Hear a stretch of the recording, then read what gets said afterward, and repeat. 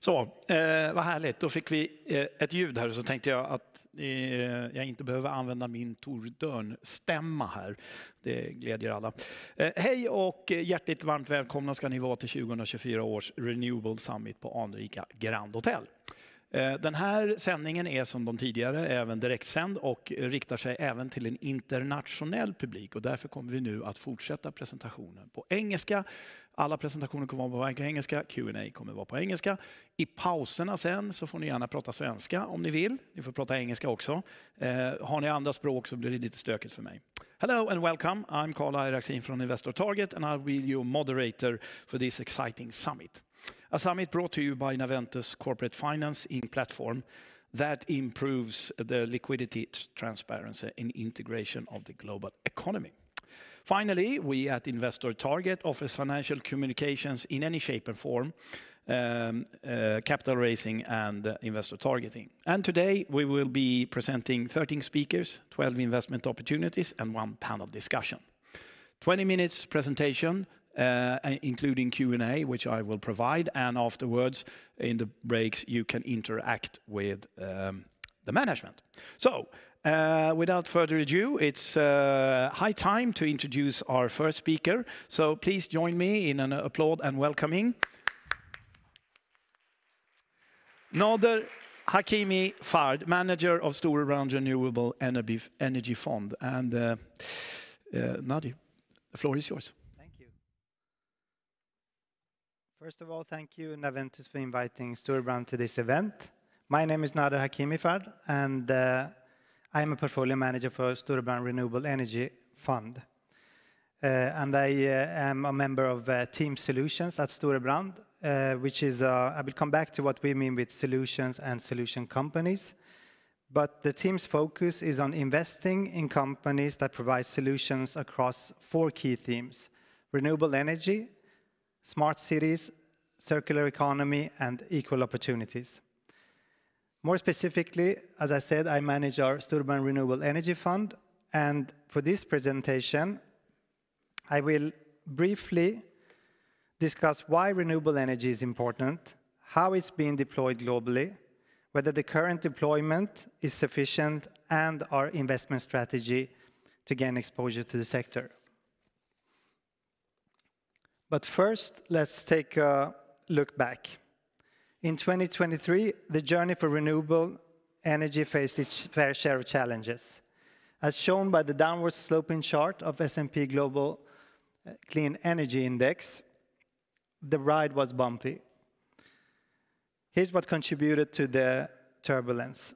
Component prices were affected by inflation. Rising costs put pressure on the renewable sector. Financing costs, both for project developers and end customers, were impacted by interest rates. And the cost of borrowing played a significant role. Unfortunately, policy responses were slow and uncertain.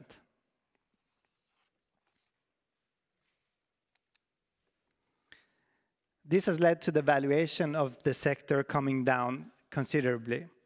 Currently, it's trading closely in line with the broader global market, but it remains substantially below World Growth Index. Now, while we don't anticipate that the sector will go back to its peak levels seen on the graph here, there are promising opportunities. Global policy continues to drive these opportunities, and for the long-term investor, we believe that this provides a favorable landscape. Now, as a portfolio manager for a renewable energy fund, you may not be surprised, but let's go back to the 3 key questions that we started with. Why is renewable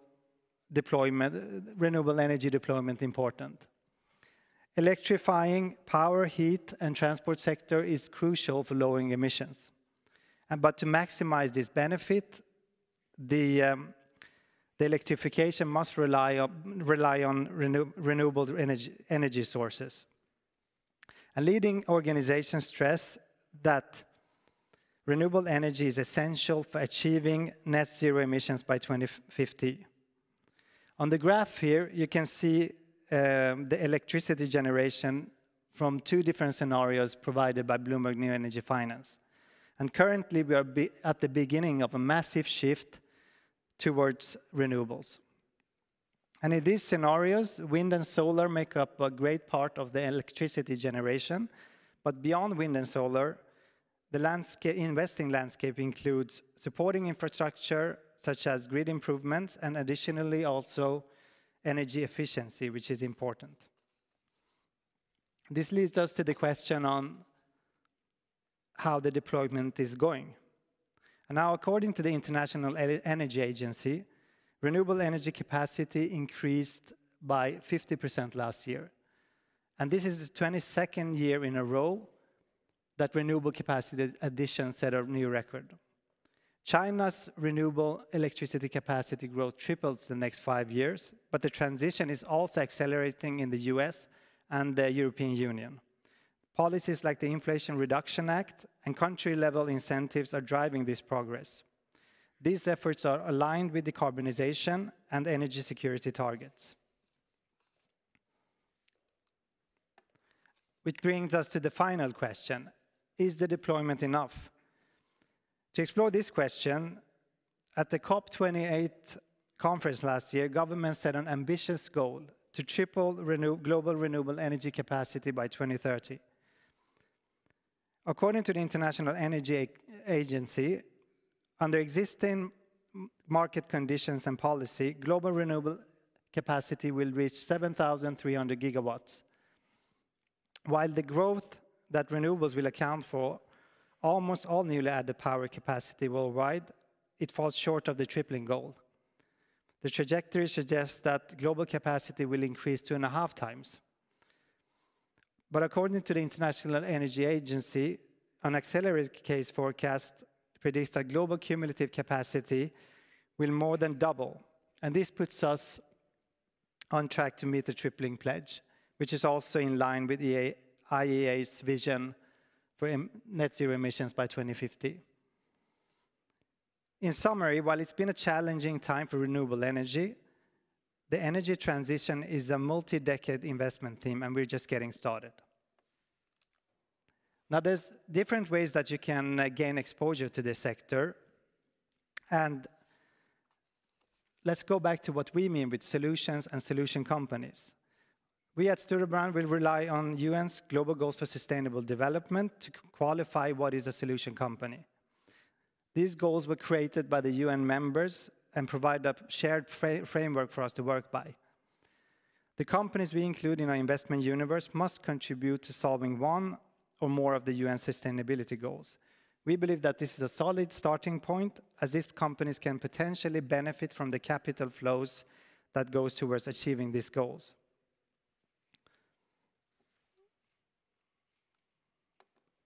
Storebrand Renewable Energy is a thematic equity fund with a clear objective: to invest in companies that deliver services in energy production, energy distribution, and energy storage. And within these 3 categories, my colleagues and I look for companies that have sustainable technologies, services, and solutions.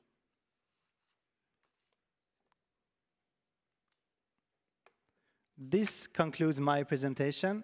And if you want to learn more, please go to our webpage, and I recommend you to read our comprehensive white paper on renewable energy. Thank you, and I hope that you enjoy the rest of the seminar.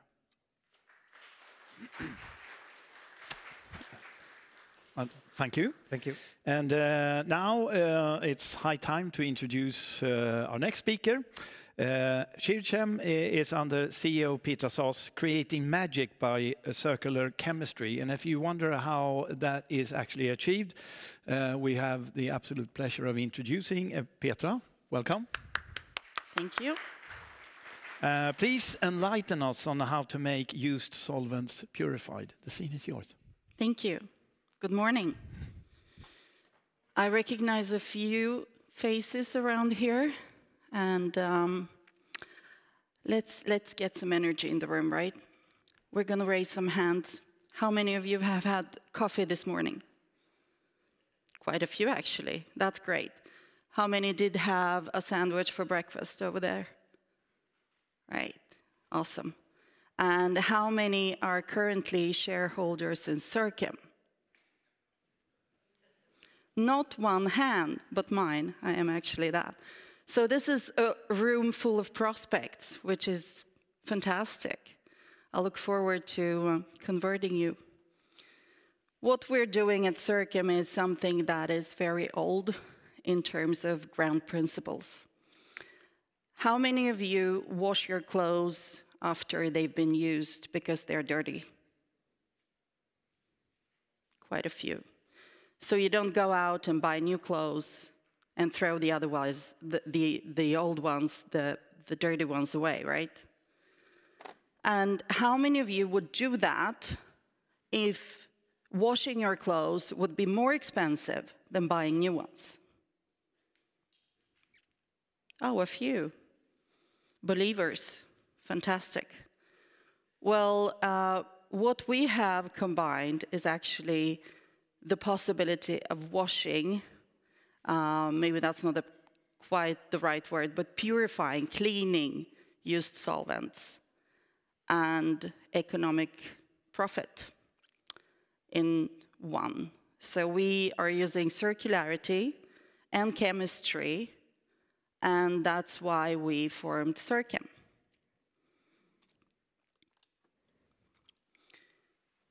We are a Swedish clean tech company.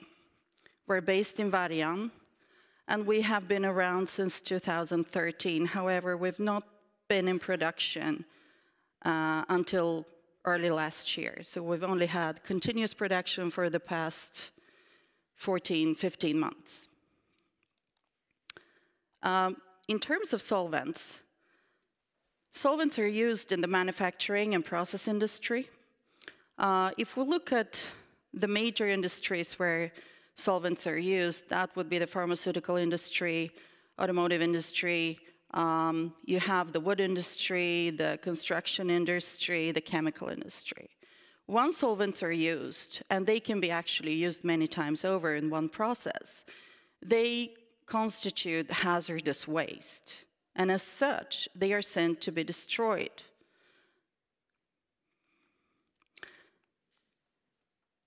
To give you an example of a few solvents, you have ethanol, methanol, you have NMP used in battery production, for example.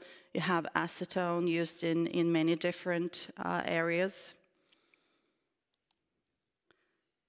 The actual extraction, the produce of chemical solvents is often, they're often produced from fossil fuel and derived from such.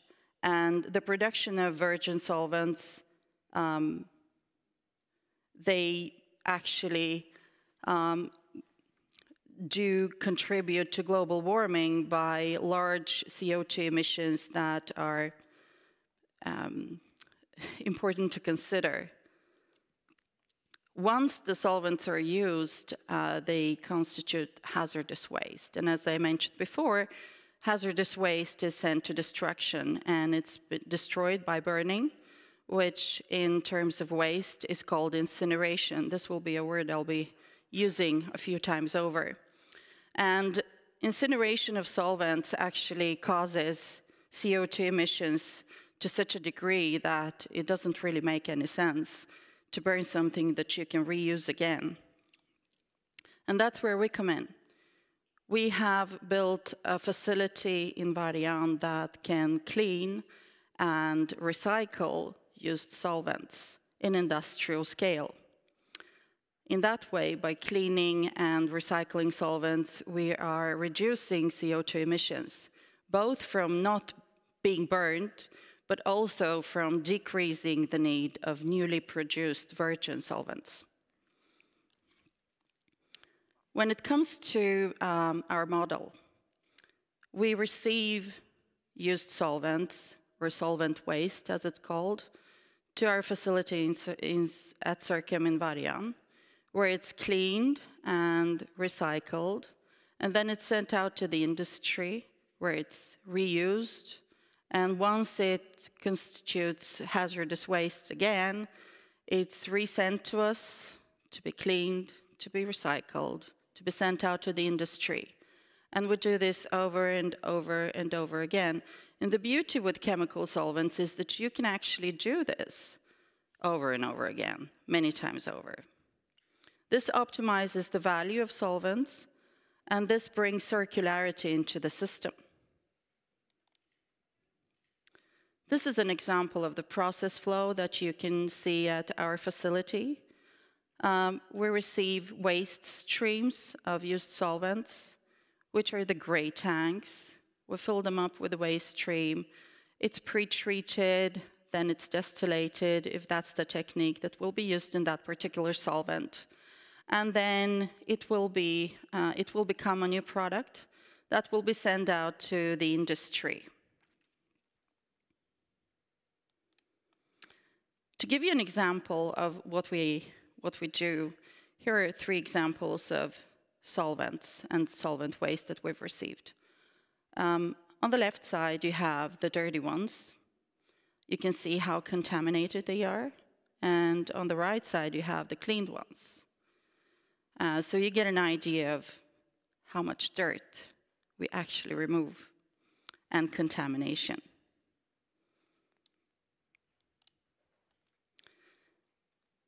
This is our facility in Vargön in Vänersborg, which is basically in the lower middle of Sweden.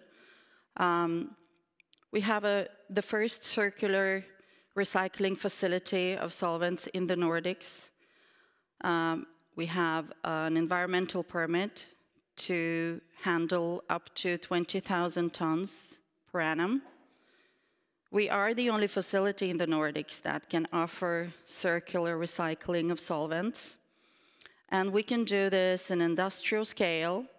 We can do this, this is a multi-purpose facility, which means that we can recycle many different kinds of solvents, and we use different kind of techniques that we combine and tailor-make for the specific waste stream that we will handle at the facility.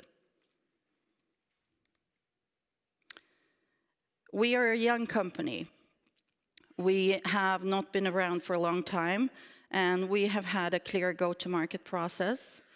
The first phase of our process has been a lot about getting our permit, which was permitted in 2022, so a year and a half ago. Then we needed to have access to the waste market.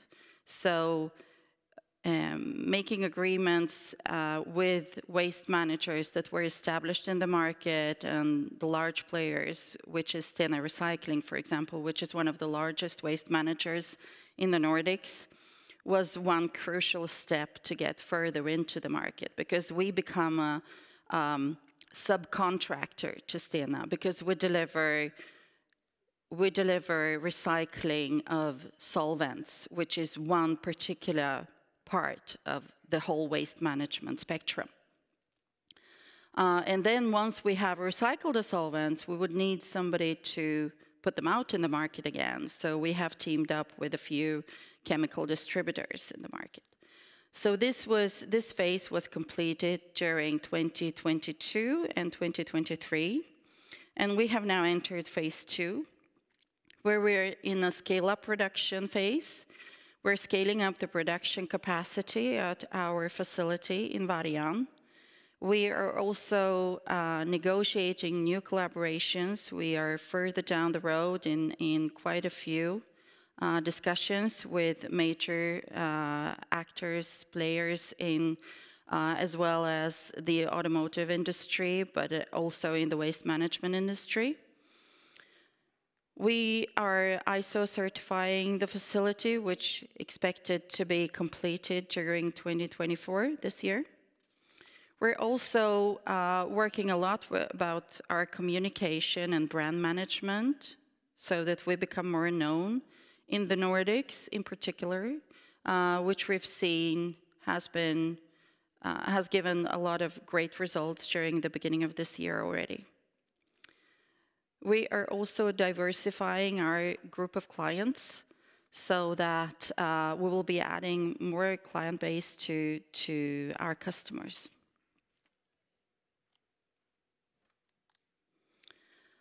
if we look at our capacity in terms of permit capacity, I mentioned that we have a permit of handling, processing up to 20,000 tons per annum. About 85% of that is already contracted with Stena Recycling. It gives us more room to sign more deals, and not all of that capacity has been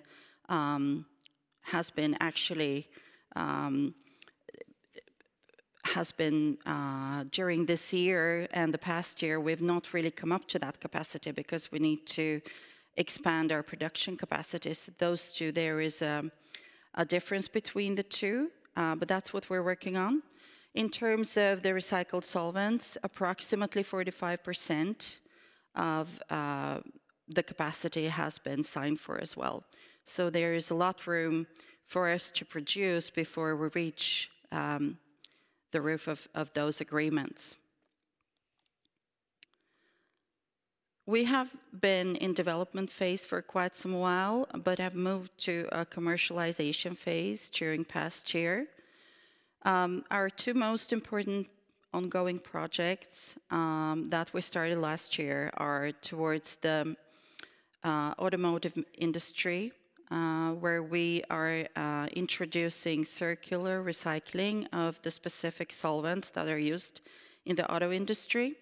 We have come rather far in that, and we expect to have our first agreement in that area during the second half of this year. When it comes to the pharmaceutical industry, we have worked very hard to tailor-make a recycling model that addresses particularly the solvents and the contaminations that come from the pharma industry. We've come quite far, and that's a project that's been also granted, partially financed from Klimatklivet and EU. So we're very much looking forward to delivering results on that project during the second half of this year and the first half of next year. It's a long project and it's rather complicated, but we've come very far so far. When we look at the driving factors that drive the interest for our solutions and for the services that we offer, there are some regular demands that are on the rise, both in EU, but also in Sweden locally. We have demands for sustainability reporting, which makes waste not being able to just be swept under the carpet anymore, but you have to report your climate impact on that, which makes it much more interesting to find recycling models that would reduce your climate impact. We have the demand for end of waste and the project that is ongoing in the EU. We have many different recycling requirements driven by regulatory requirements that have entered this year.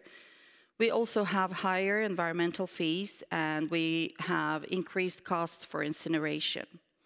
And the costs for incineration are increasing, as we have seen during this year. We're talking about double digits increases measured towards last year's prices. When it comes to geopolitical concerns, companies are looking for optimizing their supply chains. They're looking into the costs for raw materials. And there's also a demand for locally produced produce.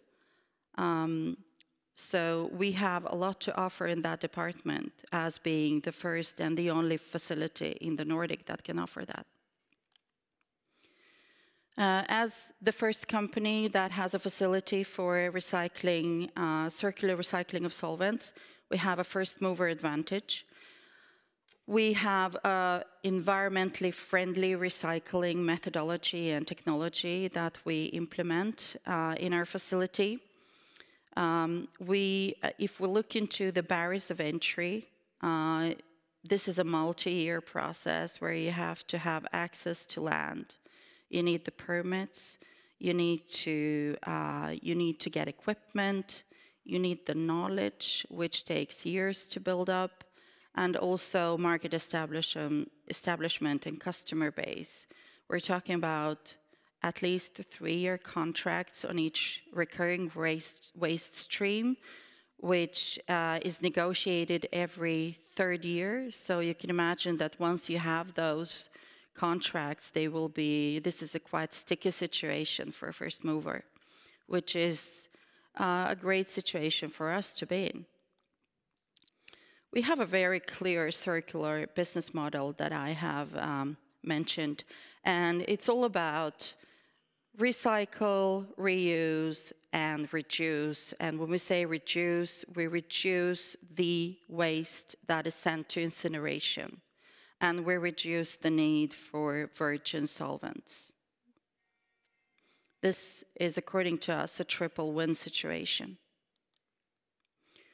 Our management and board, myself as CEO, we have Andreas Wadstedt, who is Chief Operating Officer, and Thomas Paulsson, who is Chief Financial Officer. The board is Mats Persson, Åse Bye, Magnus Jink, and Jonas Stålhandske. We have been traded on the Nasdaq First North since 2020. And hopefully, many more of you will be shareholders by the end of this day. Our financial performance during last year is noticeably better than it's been before. It's the first year that we've had continuous production. It's our startup year in the facility. And something that I'm very proud of is that we have managed to increase net sales withholding the cost base, which is an achievement in itself.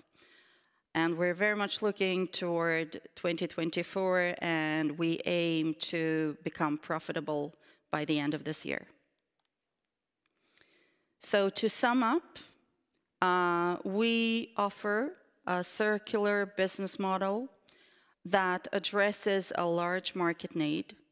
We have a robust growth strategy that will deliver strong cash flows and will make as well Circum as all other parties involved economically profitable in the process. We have the only facility in the Nordics that offers circular recycling of solvents, and the facility is also in commercial operation as we speak. We can handle and process large volumes at industrial scale, and also we offer, with our business model, significant reduction of CO2 emissions, not only by reducing the waste that's been incinerated, but also by reducing the need for virgin solvents. So with that, I would like to thank you for your interest and wish you a great day. Thank you. Thanks a lot. And don't forget to interact with Petra here on the first break. Now it's high time to introduce our next speaker. It's Edvard Hall, CEO of BioExtracts. BioExtracts offers a cost-efficient and sustainable alternative to traditional polymers and proteins. In other words, as I understand it, this new technology allows any users to go green while you improve their bottom line. So that sounds like a no-brainer. Please, the floor is yours. Thank you. Thanks a lot for that very kind introduction, and thanks to everyone here and joining remotely for taking time out of what I'm sure is a very busy day. My name is Edward, as mentioned, and this is what I'm going to do today. And as you see, I'm going to start to talk about what I call the game changer. And this is one of the biggest innovations for humankind over the last couple of 100 years. And it's not, believe it or not, one of BioExtracts technologies, but it is fossil-based plastics. And the reason why I call it the game changer is that when fossil-based plastics kind of entered into the scene around the middle of the last century, it's changed everything. And it did this because it's a cheap material, it's a versatile material, and it's a highly functional material. And if you look around in society, maybe not in this particular room here, but if you look around in society, you see plastics everywhere. And it's the basis of most of the or some of the most important industries that we depend on as human beings today, such as the healthcare sector, such as the food sectors, and such as the IT sector. But as most people know, the fossil-based plastics, they come with a lot of issues, and this is obvious to some, if not most people, but to understand how to solve the problem and to understand how bioextracts comes in, it's important to kind of dig into what these issues really are. So I'm going to spend a few minutes on the issues of fossil-based plastics before I go on and talk about the solutions and where bioextracts fits in. And the issues around fossil-based plastics comes in 4 categories. And the first such category is pollution. And every year in the world, around 350 million tons of plastic waste is generated on a global basis. Around 8 million tons of these 350 million tons end up in the ocean. This has a lot of consequences. One of the more visual consequences is what is called the Great Pacific Garbage Patch, which basically is a big floating island of plastics located between Hawaii and the Californian coast. And this is roughly 3 times the size of the country France, or twice the size of the state of Texas, if you prefer that reference. So it is huge. So that's the first issue around fossil-based plastics. The second issue of fossil-based plastics is greenhouse gas emissions, and I like to make the comparison between with the aviation industry, which represents roughly 2% of global greenhouse gas emissions. The plastic industry represents twice that, at around 4%, and this is a share that is increasing year by year. So that's the second big issue around fossil-based plastics. The third big issue around fossil-based plastic is microplastic. Of course, this is a subcategory, if you so will, of pollution in general, but it has some very specific characteristics, and that's why I define it as its own issue. And these are micrometer scale or even nanometer scaled plastic particles that ends up in nature, it enters into the food chain, and so on. And there are more and more reports coming showing its links to number of health concerns for human beings, such as the link to the decreased fertility, such as links to Parkinson's disease, and so on. So that's the third big issue around fossil-based plastics. And then we have the fourth big issue, and that's a reinforcer of the other 3 issues. And that is the fact that we are using more and more plastics. So despite the really bad press that fossil-based plastics are getting, the production and consumption is continuing to increase. In fact, it's set to double over the coming 35 years. So those are the 4 big issues of fossil-based plastics. Now, the good news is that both consumers and legislators, they are seeing the problem, and this has consequences. And the most important consequence for us as a company is legislation. And I would like to talk a bit about some of the pieces of legislation that has come over the last couple of years. So the first one that I'd like to mention is the EU ban on intentionally added microplastics. So this is basically an EU-wide ban on non-biodegradable microplastics that are added in a wide range of products. So this includes detergents, various personal care products such as cosmetics, such as sunscreen. It includes football pitches as well. The second piece of legislation that I would like to mention is the US Inflation Reduction Act, or the IRA. Of course, this is a very wide legislation that doesn't only handle plastics, but it includes a lot of financial incentives for investments in bioplastics production capacity, including for the kind of plastic that we produce. And then we also have the White House communicated aim to replace 90% of all fossil-based plastics by 2040 with bio-based alternatives. And then there are a wide range of different carbon taxes and carbon credits. They work in different ways, they have different mechanisms, but what they have in common is that they increase the cost of either producing or using fossil-based plastics, because fossil-based plastics contribute to CO2 emissions.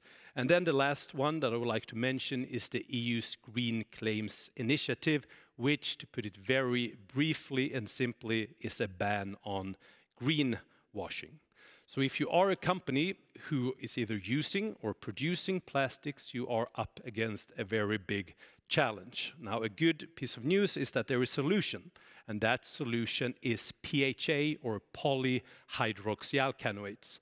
This is a group of polymer. It's not one specific polymer, it's a group of polymer. And what these polymers have in common is that they are bio-based, so they are produced 100% without any fossil involvement. They are biodegradable, so if they end up in nature or in the compost, in the soil, in marine environments, they degrade without leaving any traces, including not leaving any microplastics. And maybe most importantly, they are functional. As a matter of fact, PHAs can, from a functionality perspective, replace the majority of all plastics that are in use today.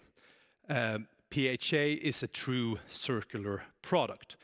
And these characteristics of PHAs is the reason why most of observers believe that PHA is the type of bioplastics with the best growth trajectory over the coming years. And I would like to share one interesting piece of statistics with you. And when you look at this slide, you can see maybe I need to move for everyone in the room to see if you can see here on the left data from the 2021 European Bioplastic Association report, which was published in 2022. And to the right, you can see data from the 2022 European Bioplastic Association report, which was published in 2023. So this is the most recent report we have. And what you can see here is that the slightly more darker green, that is projections for 2026 and 2027, respectively, for future production of bioplastic in general, whereas the slightly more light green data is projected production capacities for PHAs.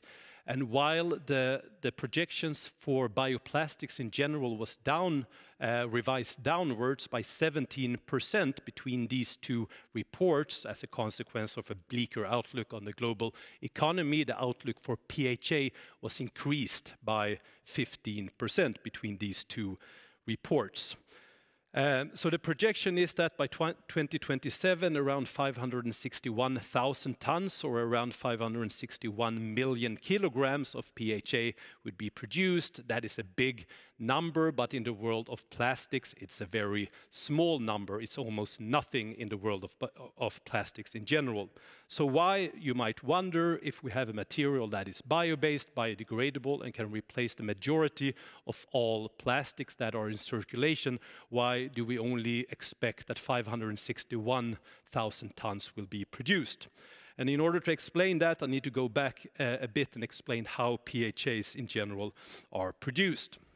And this is a circle, as you can see, so you can choose wherever you want to start, and I don't think I can point, but if you start from the top of this slide, you can see this renewable triangle. This is a renewable raw material, basically any kind of organic or carbon-rich material. And what you do is that you grow bacteria on this carbon source, and then you force the bacteria to start producing PHA, and the bacteria, they store the PHA inside the cells. They do that as a form of energy and carbon storage for the future, conceptually the same way as humans store fat. So you need a way to get the PHA out of the granules, out of the bacteria. Once you have done that, you have the PHA granules. You can convert that into a product, such as into a packaging product, which we have here. Afterwards, you can either recycle or you can compost it, and then it goes back into the circle. But the problem is this extraction step. So using conventional methods to produce PHA, you use a lot of chemicals and a lot of energy for this extraction step. And that kills both the financial argument for PHA, because it becomes very expensive, and it kills the sustainability argument for PHA, because you use a lot of chemicals and you use a lot of energy in the production process. And this is where bioextracts comes in, because we have developed a method where we use bacteria for this extraction step. This is a patented method, and instead of using chemicals to remove or release the PHA granules from the bacteria cells, we use a second bacteria which releases enzymes which carries out the extraction. This is a very cheap process because it uses no consumables such as chemicals and very little energy, and it's a very environmentally friendly method again because we use zero chemicals and very little energy. But at bioextracts, we're not only working with bioplastics and PHAs, we're also working with something from a business perspective completely different, from a technical perspective very similar, and that is feathers. So we're working with poultry feathers from chickens and turkeys. Around 5 million tons of feathers are produced on a global basis every year. Most of it is being wasted. What we do instead is that we have developed two different processes that can either turn it into keratin microfibers, which can be used as reinforcements in different kinds of material applications, or we can turn it into a protein hydrolysate, which we can use as a protein ingredient into feed.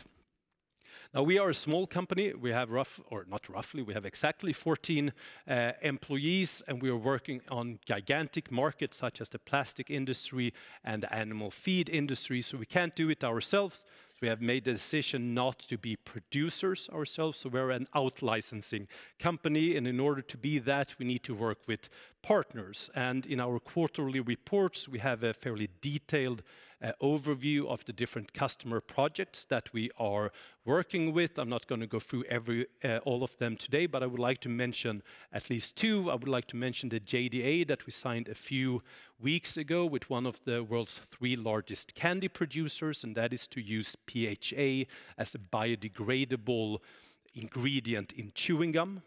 The second one is an MOU we signed with Chematur Engineering, which is a large Swedish engineering company. This was also a few weeks back, and the idea behind that project is that they will be our global exclusive partners for one of the types of PHAs that we can produce with our technology. Remember, it's not one specific polymer, it's a group of polymers. And then lastly, team and facilities. Here is our management team, which includes myself. I have a background mainly as a lawyer and management consultant before I joined bioextracts 7 years ago. We have Mohammed Ibrahim, who's our CTO, who has spent the last 20 years or so doing research within bioplastics. We have Claes Ingstorp, who is our COO. He has a background of roughly 25 years from Perstorp Specialty Chemicals, where he was, for instance, site and plant manager and also responsible for the global engineering group. And then we have Mats Persson, who some might remember from the previous presentation. He's the chairman of both Circhem and bioextracts, and he has a background primarily from the Perstorp group as well, where he had several positions, including as deputy CEO. And then lastly, our facilities. This is an upscaling facility that we invested in during last year. But as I mentioned, we're not a producing company, we're an out-licensing company. So the purpose of this facility is to demonstrate our technology, thereby accelerating our license sales. And then, of course, it's an added benefit that it can be used to supply samples for our various evaluation and commercialization projects. And that is everything I had for you today. Thank you. Thank you for that, and we have a couple of minutes before we get our next speakers micced up, wherever they now are. So I will just start by asking you the rationale behind the rights issue, as your capital requirements are quite low. What's the thinking there? Yes, I didn't mention that. We're currently, or in a week or two, we're starting a rights issue where we bring in around 9 million Swedish kronor. It's guaranteed up to, I think, 86% by top-down guarantee. The rationale for that is that even if our capital requirement, as you say, is fairly low, we're not making any investments in equipment or anything like that. We have quite a lot of cost to finance the current projects that we have, as for instance this JDA that we signed with this candy producer, for instance, that require quite a lot of production for us, even if it's to a certain extent covered by the candy producer. And also, if we look at the MOU with Chematur, what they are doing is that they're starting selling our technology based on this contract now, and of course it will take some time before that start generating proper cash. So the idea is that this rights issue will bring us up until being a cash flow positive company. Interesting. We thank you for that, and I'm sure you will be preparing questions in the next intermission here. And with that, thank you very much. Thank you. Our next speaker are speakers, actually. So give a warm hand to Ronny Törnqvist and Christer Svanberg.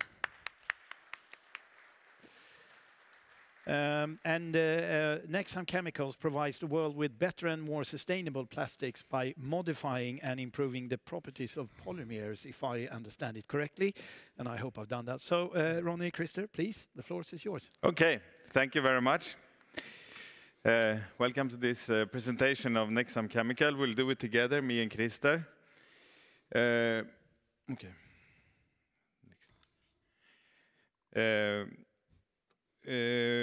Today we will focus on the business that we do and the contribution we have in the world and the relevance in the special in relation to sustainability.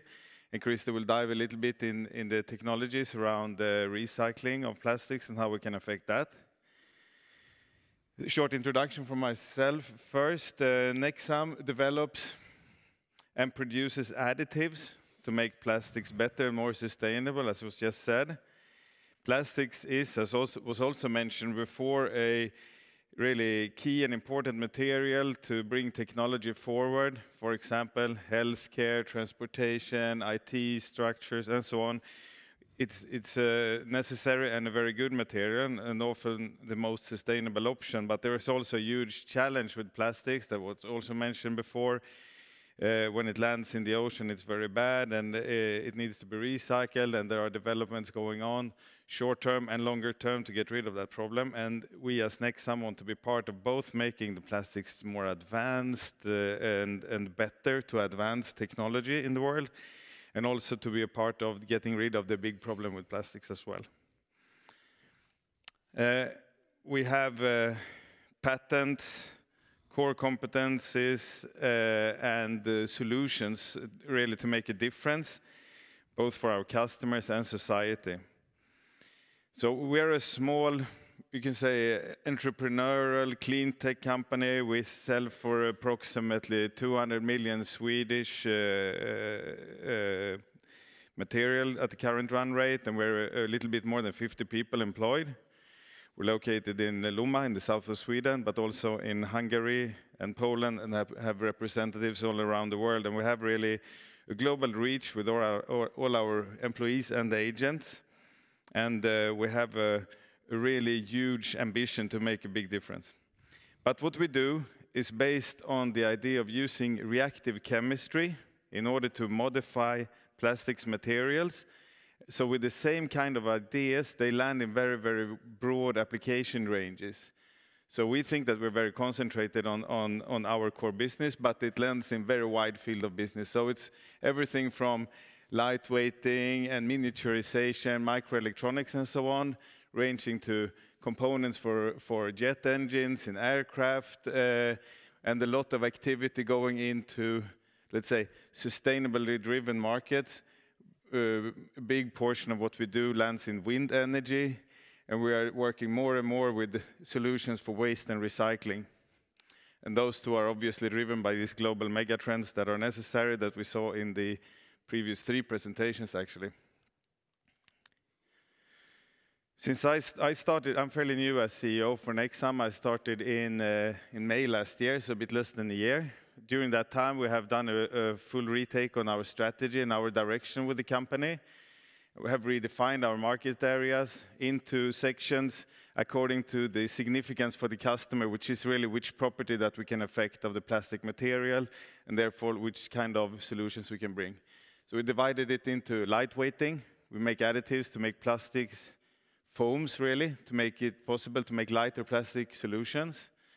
High temperature, where we really push the borders into how high temperatures plastics can actually be used. It's useful in jet engines and microelectronics. A third area, which we have been working on a long time, is really how we can affect how plastics look like and the aesthetics of them, but also how well they can survive in the environment, so to say. And the fourth area that we're building is recycling. We have had first successes where we're active in upcycling. In this example here is used fishing ropes that can then be converted into ordinary plastic products. The significance for sustainability of the various areas is obviously in the foam or lightweighting area that these foams are used in wind energy, and that is the least destructive energy form, and our materials make the core inside the wind blades better. It's also a strong drive in this industry to use less virgin PET and less PET that could be used for food packaging, and go to lower grades PET, and for that they need to modify the material to function. So we have a big development opportunity there. In high temperature, especially in jet engines, if you can replace metals such as titanium alloys with plastic, or actually fiber reinforced composite materials, you can lower the fuel consumption. Our knowledge with coloring plastics applied together with recycling of plastics forms a unique possibility to use recycled plastics in very ordinary consumer products. And this is a big development that we're working to. And then our specialities called reactive recycling, we can really upgrade recycled materials, and Christer will tell you more about that. The wind energy is growing, as we saw in the first presentation today. It is a big part of the solution for the future. So we have an accumulated growth over the several years here until somewhere around 2031, estimated to 6% per year, and they're using more and more of recycled PET, so they need more and more additives from us to do this. These are some pictures of composites and metals in jet engines, but if you reduce the weight with about 1% inside the turning parts in a jet engine, which is only possible really with composites, high temperature composites, you can reduce the fuel consumptions quite much. Some more pictures. We have solutions to take like general scrap. This actual photo of the recycled material portion that we managed to modify and produce these automotive components. There are parts inside a truck and a child seat and so on. So there's fantastic how much you can do in this area. But I will let Christer go into the reactive recycling and modifications of polymers. That is really the core on how we see that we can bring this part of the business forward. So please, Christer. Thank you. So the fourth part of the strategy is really about recycling. And we will do a little bit of deep dive going into the technology that Axam has, the implication for the customer, and also the impact on sustainability. Because there is a challenge with recycling of plastics. So one of the biggest challenges is that even though you start off with a fantastic material when you produce it, when you have used it and when you process it, when you're up at the end of the chain, it's no longer the same polymer, especially if you have recycled it a few times. It's actually broken down, it can be oxidized and so on. So the challenge is actually putting the polymer back into the loop again, because it's not the same polymer, and it can even be difficult to find any application for this material. So the challenge is really, how do we close the loop? And this is where Axam has developed what we call reactive recycling. Basically, in a simple term, what we're trying to do is to rebuild the polymer chain, rebuild the molecular weight so that it starts resembling the original. This means that our customer can then use this in more advanced application, or they can use the higher degree of recyclates in their product. And one key feature about this one is that our customer should be able to use the existing equipment, and it's only activated by heat. So basically, you have the processes already. The customer don't have to change the processes. They can include our additive and actually improve the value of their recyclates. And during 2023, we have received or have granted 2 patents for polyolefins. There are more in the pipeline coming to have even better coverage and broader coverage. But how does this really work? Let me show you some examples from a scientific study done by a research group in Italy. So what they did was they took a fresh polymer, and then they simulated what happens during recycling, and they basically put it into extruder multiple times. So they take the material, put it back in, and back in. And what happened is that you see the viscosity decrease, and as you increase the number of processing cycles. This simply means that you actually do exactly what I said. You're breaking up the polymer chain. You start off with a nice polymer chain. At the end, you have a degraded polymer. So at the end of this 9 cycle, this here is very, very difficult to use for basically any application. The good news is that if we take this highly degraded material, we put in our additives, and we use reactive recycling, we're able to build it back up. We are building molecular weight, so we're putting it back from what was a really bad material into something that's corresponding roughly to the level 4. So we are actually now increasing the value of this material and increasing the application range where these can be used. So we are really rebuilding molecular weight.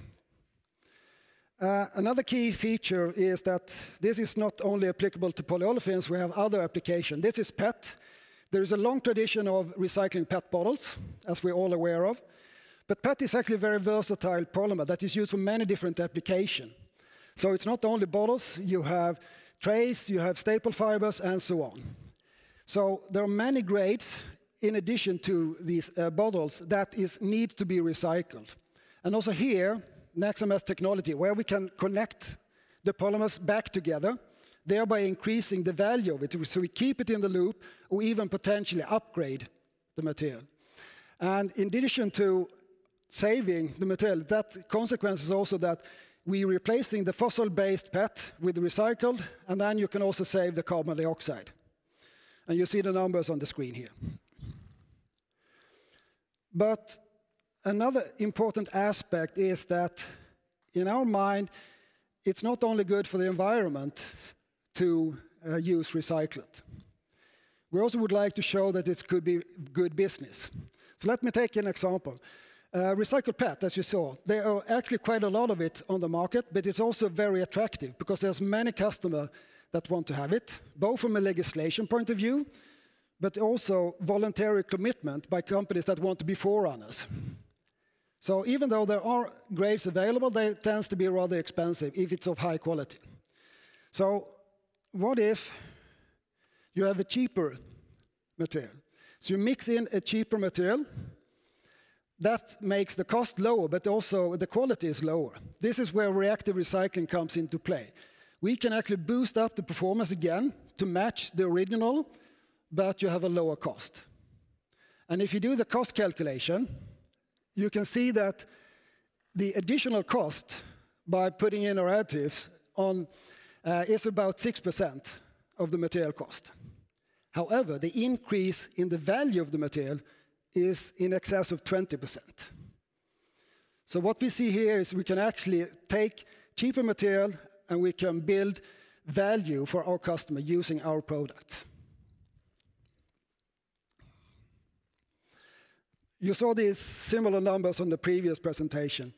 So looking at the global production, it is in excess of 400 million tons. It's a huge number, and it's still increasing. However, if you look on a global scale, the fraction of bio-based or recycled material is slim. It's about 10%. So if you really want to make a difference, what we need to do is we need to go from the fossil-based to green, bio-based or recycled. We need to go from the blue to the green. So, and also please remember that all the blue that we produce today is the material that we should recycle tomorrow. There is a lot of material that we need to take care of. And you can imagine the growth potential of being a company that wants to be part of this transition, increasing the green ratio of this production. Finally, if you look at, I talked a little bit about polyolefins, I talked about PET, and if you actually look at the global scale, these polymers constitute about half of the production worldwide of plastics. So about 200 million tons. So what we have actually solutions where we could make an impact and we could make the recyclability of these material better. And that's why we believe there's a big potential for these ones. And back to you, Ronny. Okay. Well, thank you, Christer. Some interesting views on that, and we could talk all day about recycling and what is possible and not, and so on. But what we see, for us as a company, coming back to us, we see that we have market understanding, we have products and so on in areas where there is significant growth, and we intend to grow together with it. And for us as a company, we've had very strong growth over a 10-year period of approximately 20% per year. We want to get back to that, although we had fairly weak years in 22 and 23, driven by the economic factors that we've seen in the business recently. We have, during that period, gained more projects and found more things to do, and more customers, but the general market has plummeted a bit. It's getting back to track since second quarter last year. We have sequential growth, and we're coming back into business, and our intention is, of course, to get back to that growth rate we had before. But this time with profitability. We have done a lot of savings programs, and we're now in a very healthy form. You could say we're more fit as a company, and we have not sacrificed any of the R&D or sales capacity in the process. We have focused or changed commercial strategy focus, which has also implied or had a huge effect on how we work in all parts of the company, from production, R&D, sales, administration, etc. We focus on the 4 areas: lightweighting, where we see a recovery. It's still a bit weak market for wind energy currently, but the order intake, thanks to the Green Energy Act, thanks to various initiatives around the world, we see a growth in that market that should come during the course of this year or beginning of next year. We have a really positive situation within the market because we work with all the big players there, and we have unique solutions to bring in more sustainable and cost-efficient materials. High temperature, we have really high order levels for all of 24 already booked. In aesthetics, we work a lot with product innovation and a recycling focus to set us apart and also to generate more business. And we see huge interest from the, let's call it, normal plastics industry to really find solutions in day-to-day plastic products with recycled materials.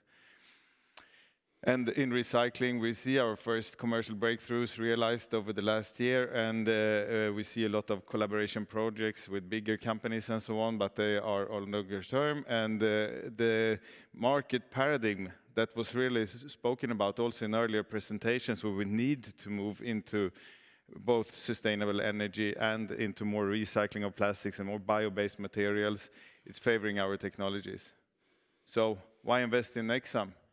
We have very high ambitions and plans for 24 and very much so beyond that regarding all financial KPIs. We have become a much more customer-oriented and result-focused company. We have a broad portfolio of clean tech solutions with in 4 clear segments, with all of them having a strong growth potential. And we have clear business cases and a very straightforward go-to-market strategy. All Christer's people work on things that we know that we can sell within a reasonable time frame, or someone else have to pay for their time. And then a lot of it is patented. We have done a lot of investments in the past years in infrastructure. We've done a lot of insourcing, which has been an important part of our, let's say, improvement of the results. And we can actually double more or less the production volumes without adding additional machines. And it's a really good and strong organization that we've formed right now, where we can take on much bigger tasks. And we have a business model with how we function on our local markets and how we work on a global scale that could be used by complementing with further investment into, let's say, complementing technology or complemented home markets. So that's it from us. We think that we hold a lot of keys to the future in terms of our patents and core competencies, and we want to be a big part of the transition of the plastics industry. And thank you for your attention. Thank you. And now it's time for 30 minutes coffee break, and we will be back and ready to go 10:40. And now I urge you to take the opportunity to interact with the management. For instance, if I had the presenter from Storebrand, I may just ask him about his 3 solution themes and whether he would have any different weights in those in his portfolio.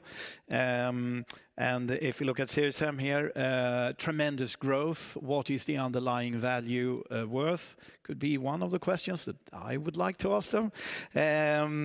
And bioextracts, it seems like a no-brainer, but when it comes to clients and partners, who finds whom? And next time here, you had a very interesting presentation. Obviously, you can ask about the technology bits, which is fascinating. But I noticed that sales were down, but the gross margin was up. So that's an interesting theme to work through. But I don't want to be the party spoiler keeping you from your coffee. So please go ahead. Okay, thank you.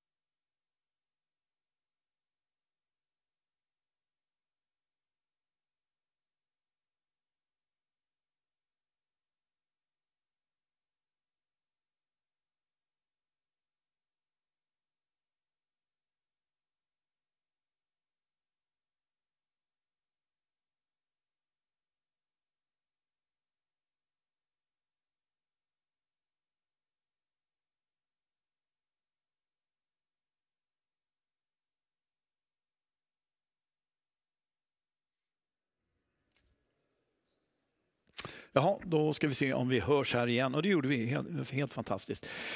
Då är klockan 10:40 och då tänkte jag att då kör vi igång igen. It's now a pleasure to introduce Anders Fanlöv, CEO of Ecorub. Anders, please enter the stage if you may. And please walk us through the intriguing and intricate world of rubber, recycled rubber and plastics for molding, extrusion and calendaring. With that, thank you, the scene is yours. Thank you. My name is Anders Fanlöv. I'm the CEO of Ecorub. I started in this position in mid-November. I was previously the chairman of the board of Ecorub. And what we do will follow. No. So, a short bit of the company. We are a green tech company. We were founded in '95. We were listed in 2010 on the stock market in Spotlight. We have a market cap of 56 million shareholders, a lot of them, if somebody is looking at this now. Major turnaround and refocus is ongoing, and I'm going to go through that, and we're going to move into how we become a true material company. We are increasing our sales because we have been dipping, and now we're moving back up again. We have a factory up north in Skellefteå. We have customers mainly today in the Nordics, but we are expanding in selected countries in Europe.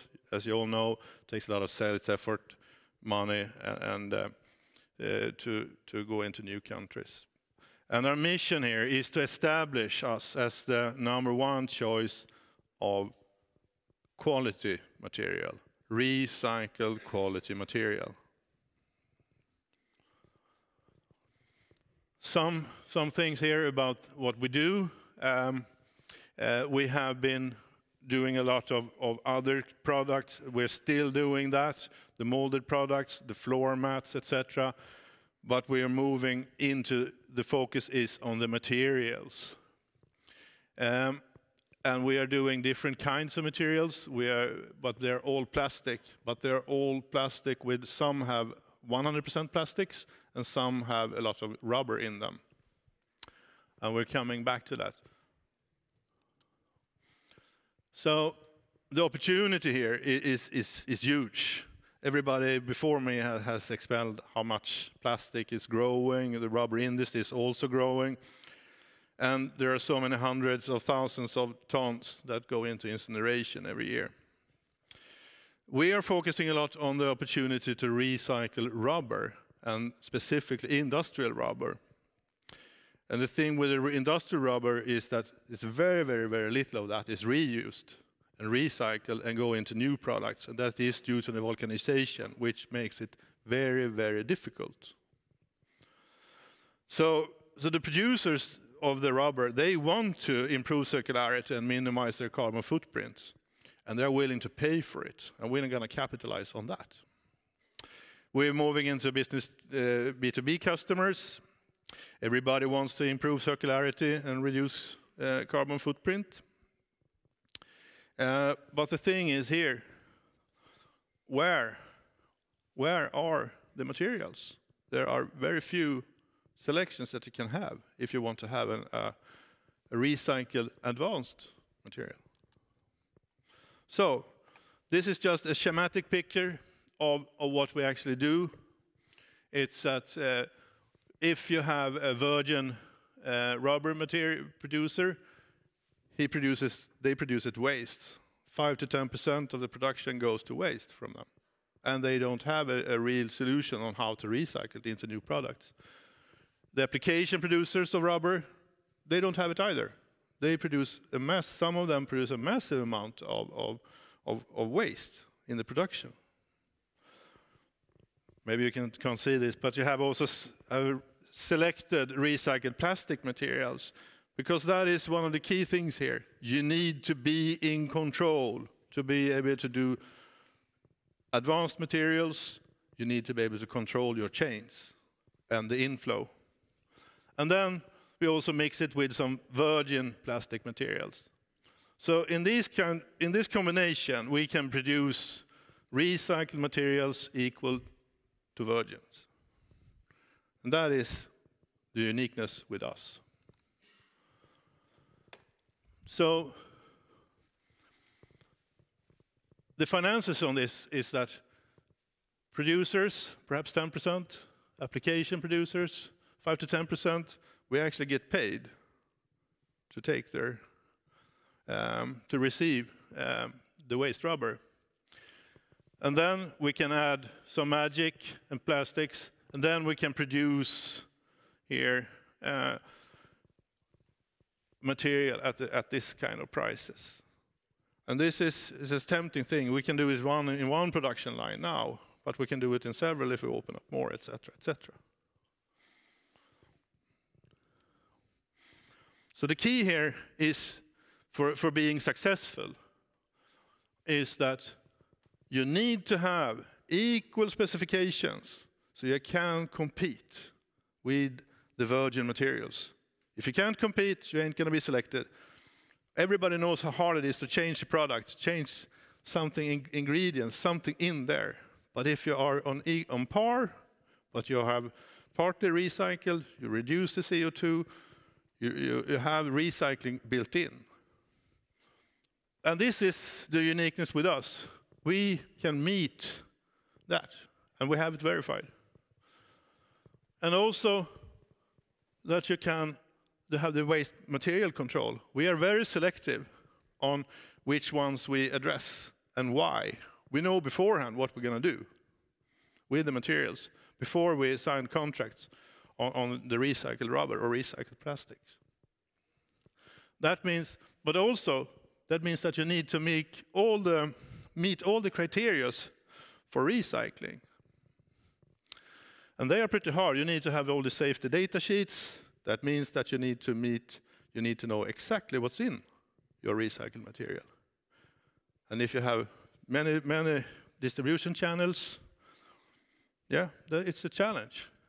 And you need to have this end of waste and everything in control, so you know. So this is the uniqueness with us. And to be able to do that, you need to have world-class competence when it comes to how to make the materials and produce them. And we have that. We have this zero friction strategy when it comes to how we meet the customer. That means that you should be able to do what you are doing today. You don't need to change anything. So, and that means that you can produce it in the same way you do.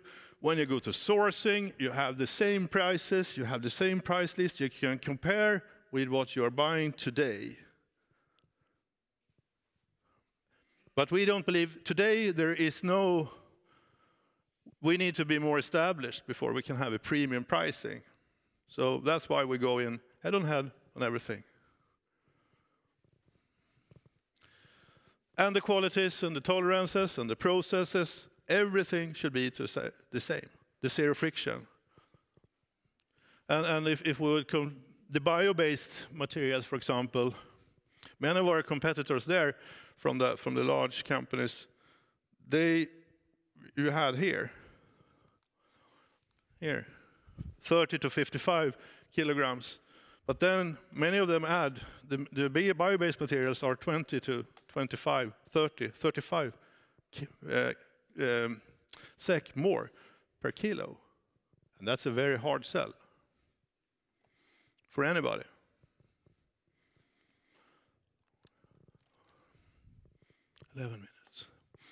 So where we are with the materials right now is that we have materials ready for the market. We introduce them on the market now, this year.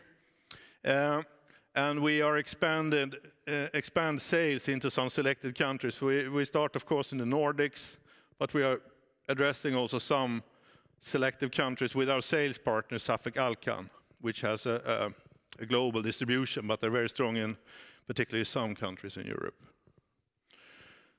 So we need to establish ourselves. Then we need to grow. and secure that we have the industrial scale needed, and that we have the industrial scale waste material flows. So and then we can extend and add more materials, and more. Therefore, we can address more markets and more customers. And in a few years, then we have established ourselves in a few countries. Then we will also expand and have more sites. And if this can go faster, I will be very, very pleased. But you know, it takes time to establish. So then we can. The thing is here is that there are not a lot of companies doing this. And when it comes to the, a lot of time left. But when it comes to the virgin materials producers that we compete with today, this is a totally different chain. They have the whole factories, the whole production, the whole sales built up on something. And if you take in another flow of recycled material and mix it, it ruins the complete chain of everything they do. So they will say that they're doing it, they will do it in a very limited scale, but there are more paper competitors, like greenwashing, than true competitors.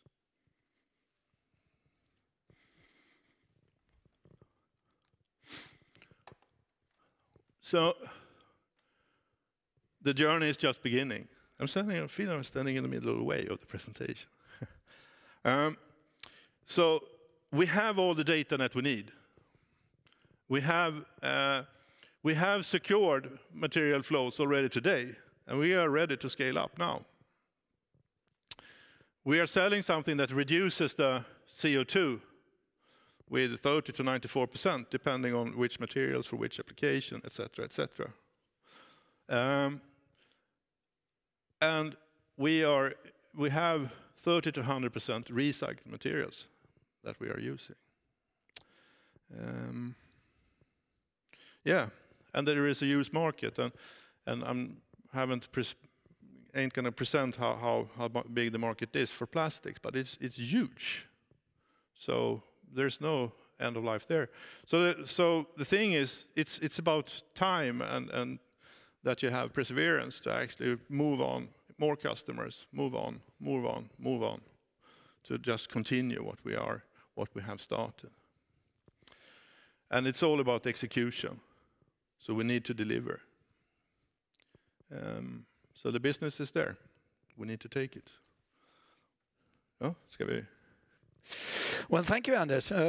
Very intriguing. And I'd just like to ask you, you mentioned competitors, but you also mentioned that they weren't exactly competitors because, if I understood it correctly, they were less flexible in their systems in comparison to yourselves.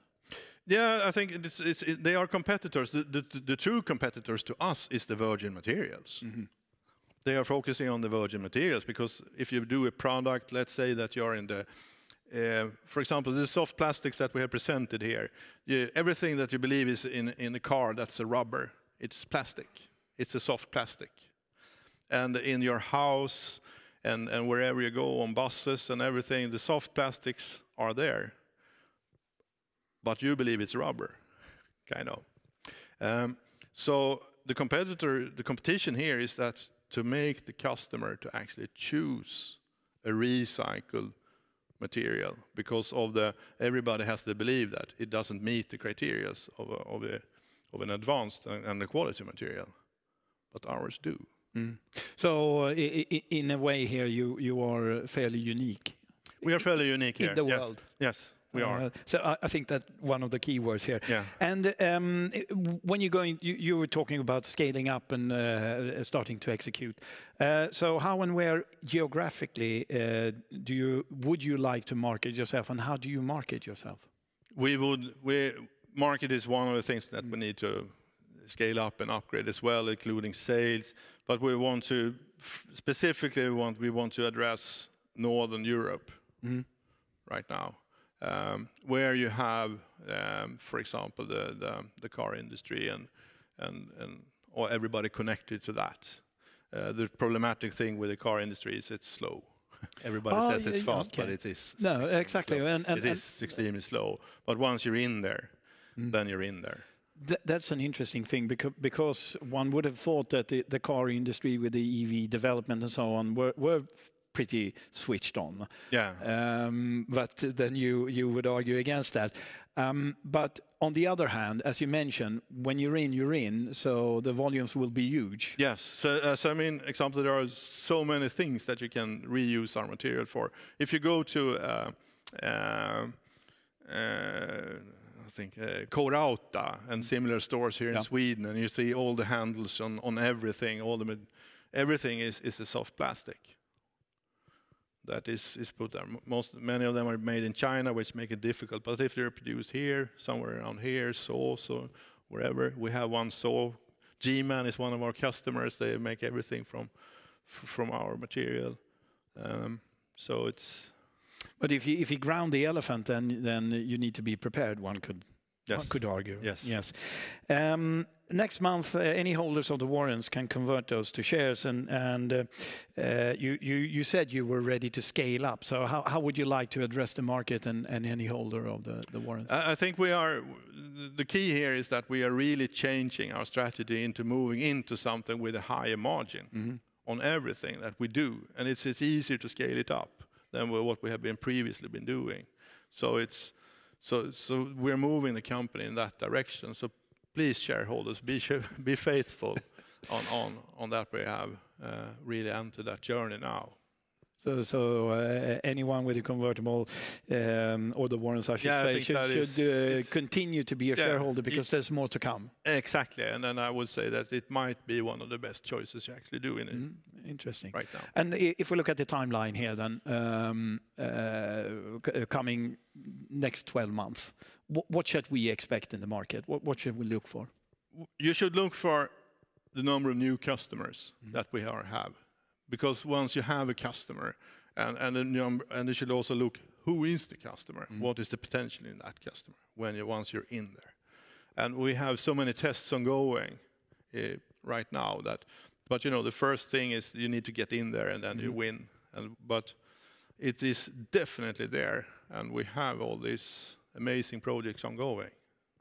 And from experience here, if you are let's say a slightly well, not as big as a car producer. If you're a company with that size and they would sign up with you, then you're not really allowed to address that without their approval. So I would have thought that even if you get a good contract for us in the market, we should be patient, because if the Fords of the world, they may say that you have to hang on a little bit before you announce that.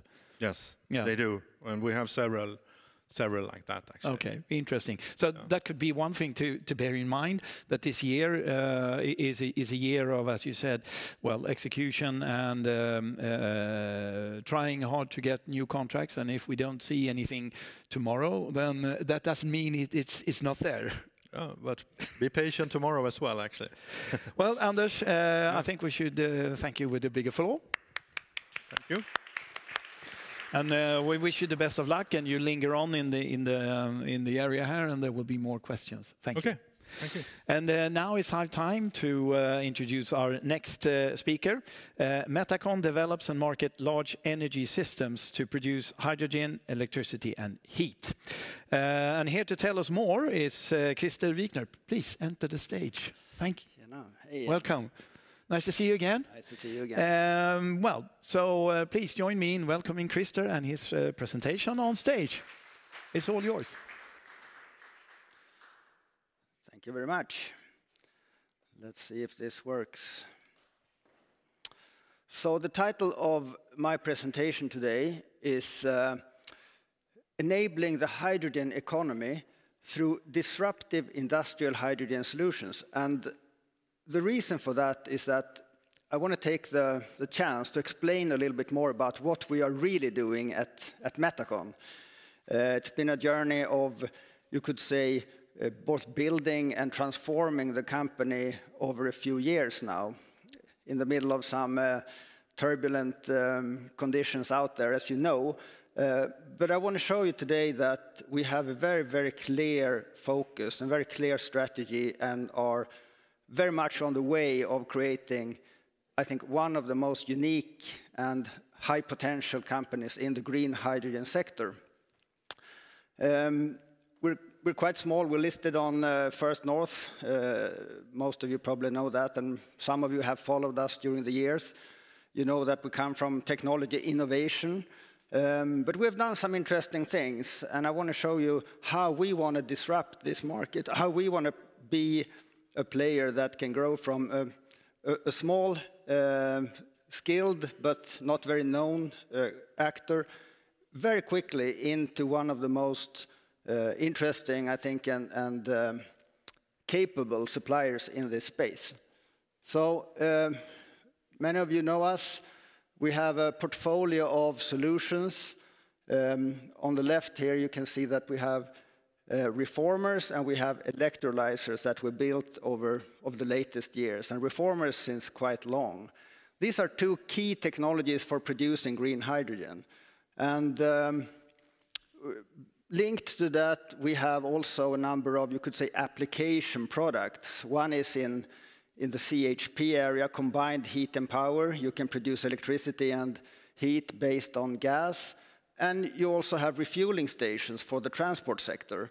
So at the high level, we have a very complete portfolio for green hydrogen. We can produce green hydrogen for anybody who needs it, transport sector, base industry, from different sources.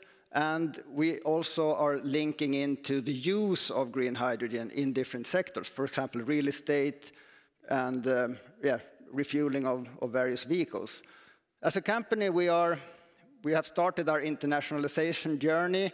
We are present in different places already, and we try and develop the market in a sort of sensible way, since we are not that big, but we want to be present in our key markets. So what are we really doing in terms of what we want to change here? Well, over 95% of hydrogen today is produced from natural gas, fossil natural gas, in huge plants close to gas sources. We want to take this and convert a completely new set of solutions for the market that now wants to have the same green hydrogen but fossil-free, or the same hydrogen, I should say, but fossil-free. So that's why we package a reforming system similar to this huge plant, but the technology that can be placed on site close to, for example, a biogas plant. Or if you have green electricity, as we do have in Sweden, you can use electrolyzers. So shifting away from fossil gray hydrogen to unique solutions tailor-made for creating green hydrogen locally instead. Like I said, we are now moving out from Sweden and Greece. That's been our core places historically. Of course, as a listed company in Sweden and main operations in R&D in Greece. But we are also looking at expansion in different directions now, because you know that Scandinavia is an electricity country. We are not used to gas. So the main part of our future markets are, of course, outside of Scandinavia. But having said that, it's also a very big and interesting market, especially for electrolyzers in Sweden. This is just an overview of why we think this is interesting. These are huge industrial projects for green hydrogen, just a fraction of them available today. And why do we know this? Well, we know this because we are talking as a company, as a potential supplier to many, many of these projects today. And they are extremely big and they are growing very fast. One way of thinking about the opportunity here is to look at rough cost and prices and what money are we talking about here. You see, you have gigawatt scale here. Gigawatt is 1,000 megawatts, right? 1 megawatt is in the cost range of 50 million SEK. So you can see the order of magnitude of these projects. It's billions and billions and billions, and these are ongoing. So, and for us, we want to be part of this industrial sector. And this is the strategy we are migrating into right now. And that is why we also announced a very interesting project for us, based on a license agreement with our Chinese partner. We're going to build a gigafactory, as it's so popularly called these days, for producing electrolyzers. And we teamed up with PERIC, our Chinese partner, almost 4 years ago now. So this is based on a long-term relationship with PERIC. And PERIC is a world-leading producer of electrolyzers since many, many years. They never did something like that in their 60-year-old history. So it's a unique thing we have done here. And it's also driven, of course, by the geopolitical fear of China, you could say, the situation where we want to protect Europe from what happened in solar, for example. But this is something we want to innovate around. And for this reason, we create a license agreement. So we are not going to source our systems as a distributor anymore. We're going to manufacture them here under license. No Chinese ownership. So it's going to be a European, hopefully Swedish, big project, but based on very, very proven technology. So there are 2 stages in the contract. One is 0.5 gigawatt, and the second one is 1 gigawatt or 1,000 megawatts. And we're starting this project now. And you could say, what are we really doing here? Well, I think it is a way of showing innovation in the business development dimension, because we are also at the same time licensing our technology to PERIC for production and sales in China. So we give them our technology for China, and they give us their technology for Europe. So it's some kind of a technology exchange here where we get access to electrolyzers and they get access to our reforming technology. The disruptiveness of this will be price, reliability, and availability of these systems locally here in Sweden and in Europe. We are already very good at designing these huge plants. We are doing that, of course, in the collaboration we already have with PERIC since long. But you see here, down in the left there, if you can see, there are some unique parameters that we get in this deal. PERIC has more than 50 5-megawatt stacks in operation since 10 years. This is absolutely unique. So we get access to a technology that is large scale and proven in the industrial sector, more than, I think, any supplier on the market. And very, very good quality data, very slow degradation, and we have many industrial projects interesting in this. Over to the right, you also see a 10-megawatt version that they just completed and launched. And this is the biggest stack size on the market. So when you talk about 500-megawatt plants, it of course becomes very interesting to be able to build that on bigger modules. Otherwise, you get very high complexity in these plants. So we have some unique things in the technology. And that's why the electrolyzer gigafactory project for us that we are starting now is the most interesting thing we ever did in Metacon, of course. But I also want to mention a little bit about the reforming technology, as I call the clever route to green hydrogen. This is doing the same thing, producing the same green hydrogen, but without green electricity. So we are using other sources like biogas, could be bioethanol, in a little compact refinery, a little compact factory with a reactor system and a purification system. So it's modular. We can produce up to 300 cubic meters per hour per unit. Off-grid, this can be run sort of in island mode, and we can use different sources of biogas to feed this system. And it has very high potential to be a profitable deal for both us, of course, and for the customer. And to give you some idea about the capacity here, it's about 600 kilos per day in continuous operation. The beauty of this is that it's not dependent on when the sun shines or when the wind blows. In a biogas plant, you have continuous operation feeding this around the clock. And 600 kilos, you can think of the capacity of that as a full refueling of, for example, a Toyota Mirai car, where you drive maybe 700 kilometers on a full refueling, is about 5.5 kilograms.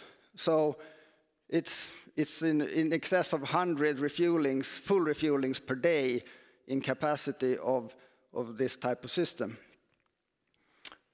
Of course, Germany is the key market for this. Germany has more than 10,000 biogas plants existing with a lot of challenges. But if you look to the right, if you see Sweden, it's also very high potential here. We have around 220 biogas plants distributed in many good areas, and you can easily see the connection here where one of these reformers could be placed close to a biogas plant, and you could have hydrogen refueling along the way. Locally produced, I call it our green crude oil, right? We can produce this ourselves. So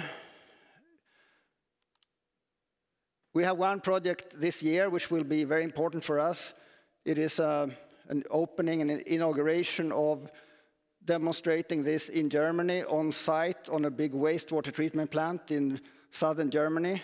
And this is not the highest scale, but it's a high scale product. You can see 110 kilos roughly per day in production of hydrogen. So we're going to be able to show this to the market at the right place later this year. In summary, you can see over to the right, what we're doing in Metacon is we are building a solution that is green, disruptive, and I think very unique in this market. We are flying under the radar a little bit yet as a company, but I think very soon we will be out there with extremely competitive and profitable offers. So reformers, electrolyzers, and we are building the company to support this, to meet this market entry that we are doing right now. And that's it for me. Thank you very much. I'll take questions. Well, thank you so much, Christer. Let me start here by reflecting on the presentation here, because you're talking about a lot of countries moving after Sweden, and you're also, as I understand it, have a second leg to stand on. Is it any risk that you're spreading yourself too thin here? Of course, it's always when you're a small company with many opportunities and a big technology portfolio, and also a market that is. I think the interesting thing here is that the market for green hydrogen in the future is absolutely fantastic. It is the near term that is more challenging. And in the near term, where we don't know, is that customer segment opening up now, this next year? We know that it will be in 5 or 10 years for sure, but we need to make the right choices short term. I think that is the challenge, and select perhaps where we are placing our backs sort of short term, right? So you have to choose wisely, and, yes. And you mentioned a time frame here, and the important thing then is to be around. And you recently finished a capital injection, and how should we look at that? Are you going to, well, let's say, continue more of the same, or is there anything in specific that you would like to focus on in the short term as well as in the long term? Yes, I mean, we are switching the company over to the industrial sector, to production of green hydrogen. That is the main theme, you could say, in the change. And that hurts a bit. I mean, that is a change that we are doing. And we want to continue with the reformers, because we see really that's very good to invest in that. But of course, during the fall, we knew about the license agreement with PEREC. It was coming, but it took a long time. It took a very long time until we finally got this signature. And in the meantime, we were, of course, planning for the share issue. And the heart of the whole fundraising is to be able to do this gigafactory project. So actually a large part of this share issue is, of course, directed towards being able to move into own electrolyzer production, which has different steps. And the fundraising we just completed will carry us a bit on that journey, so we can really get on track with building this factory in this capacity. What do you suggest that the market here should be looking for going forward here? If you look at 12 months, for instance, regarding the use of the proceeds and your success here. Yes. No, I think what I would sort of dream about, of course, is that the market would follow us on this journey and to see what we are doing in a number of years here, because what we hope to be able to do in the shorter term is to start to take contracts in the industrial sector, but also to build an order book for the factory. And we'll see how firmly we can build that order book at an early stage. But the need is so big, so we know that many of these big projects have to start to secure capacity for otherwise their time plans will be way out. So I think looking at those signals and sort of successes from us is the best way of viewing how we are doing. Interesting. So you will be ready when they need you in that respect. Absolutely. Well, thank you for that, Christer. Very intriguing and a very hot topic, I would take. So we thank you for that. Thank you very much. So let's give him a warm round of applause. Thank you. And now it's time for our next speaker. So let's give a warm hand to Johan Rask, CEO of Insplorion. Insplorion develops a sensor for hydrogen gas sensors and was recently selected to join the delegation of the Swedish energy sector on its trip to the US, as I noted, to promote cooperations between Swedish and American actors in the sector. So it seems like it's a hot topic. Please go ahead and enlighten us with your presentation, please. Thank you. You hear me? All right, good. So thank you for having me here. I'm Johan Rask. I'm here to talk about our company Insplorion. Let's see if I get this right there. And in particular, I will talk about hydrogen sensor for an accelerated transition to a sustainable future. Just very brief about our company. Originally a spin-out of Chalmers University of Technology. And the core of our technology is what we call nanoplasmonic sensing. We'll not go deeper into that, but that is an optical phenomenon that we harness to be able to see what happens close or on surfaces. And that is what we use. And in the beginning of the company history, research instruments were created based on this technology, which is a good start. And it's given us a solid platform with more than 125 research applications published by our users. And we still offer research instruments through our distributors, but all our focus goes into our hydrogen sensors. So why hydrogen, you can ask? And Kristen, you can borrow this picture later as well. It's what you see, and I don't think anyone has missed that hydrogen as an energy carrier will be critical for the future. And what you see here to the left is from October 2023, Hydrogen Council, run by McKinsey, by the way, their collection of what's the status at this moment of the number of projects out there in the world. So as you can see, this is a global thing. And Christer is absolutely right. This is happening all over the place. And it's everything from production, mobility, infrastructure, industry, etc. But what's really interesting is the growth rate. If you compare to only May of that 2023, so from May to October, the number of projects announced were increased by 36%. On an annual basis, that's what, 70. And also the amount of dollars estimated to be invested in all of these projects until 2030 rose by another 30% to a whopping number of $570 billion. And where do we come in this? Well, everywhere along the whole value chain, you will need sensors, from the production to storage, through transportation and use, in various different forms and shapes, of course. But why is that? Well, there are a number of things that can challenge the progression of our road to sustainable future. First one is safety. This whole hydrogen economy, it will not happen if it's not safe. And given that hydrogen is the smallest molecule there is, if you give it the slightest chance to sneak out, it will. And if you mix it up with air, 4% hydrogen, the tiniest spark will create a very big spark, if you put it that way. So safety is critical, and maybe above all. But also, if you think about $570 billion being invested in here, of course you want profitability in the end. And that comes through efficiency. So you want to make sure that you run your processes where you produce or use hydrogen the best possible way, and also with minimum downtime. And that is where sensors can play a big role. But what's our reason to win? What do we bring to the table, so to speak? A number of different things in here that are very important. First of all, we are actually specific as a sensor to hydrogen. As I said, it's a small molecule. It's not that easy to measure. And many of the sensors out there, they measure combustible gases. Well, in certain cases, that can be okay, but you want to know what you're measuring. Second, speed. Particularly when it comes to safety, speed is critical.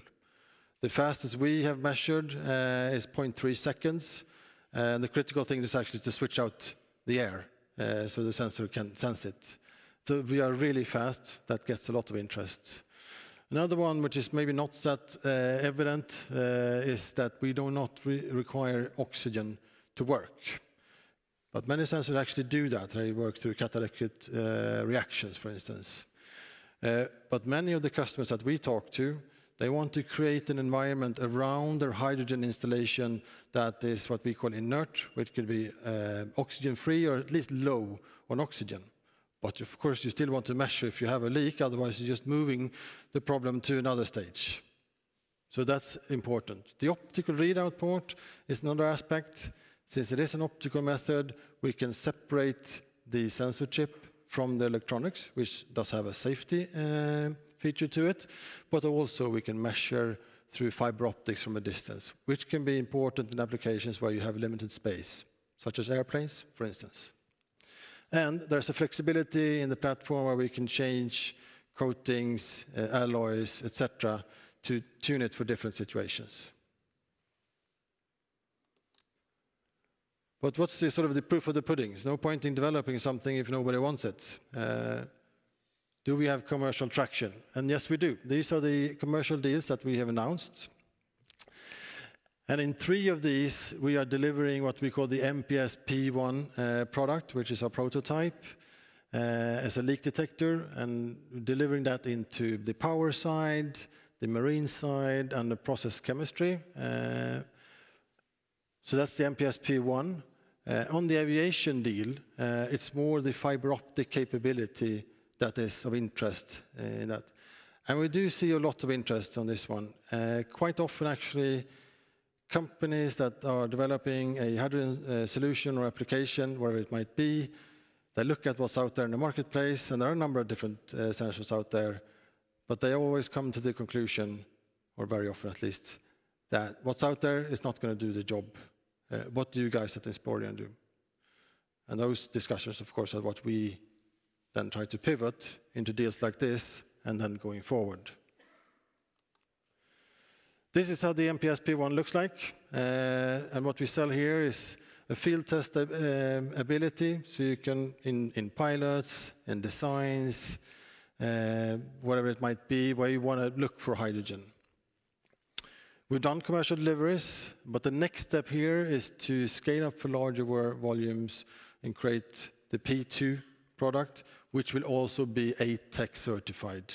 And ATEX certification means that it's certified to be situated in explosive environments. And for higher volumes, of course, that is needed. For the initial deals that we do, not so much, but for the higher volumes going forward. So this is a critical part for us. So our strategy then really relies on 3 pillars. First, and what we do, sell the MPSP1 for projects, validation, pilot, etc. What's important to remember here is that many of these are stepping stones into larger deals going forward. Many of the customers always want to try and see if it fits.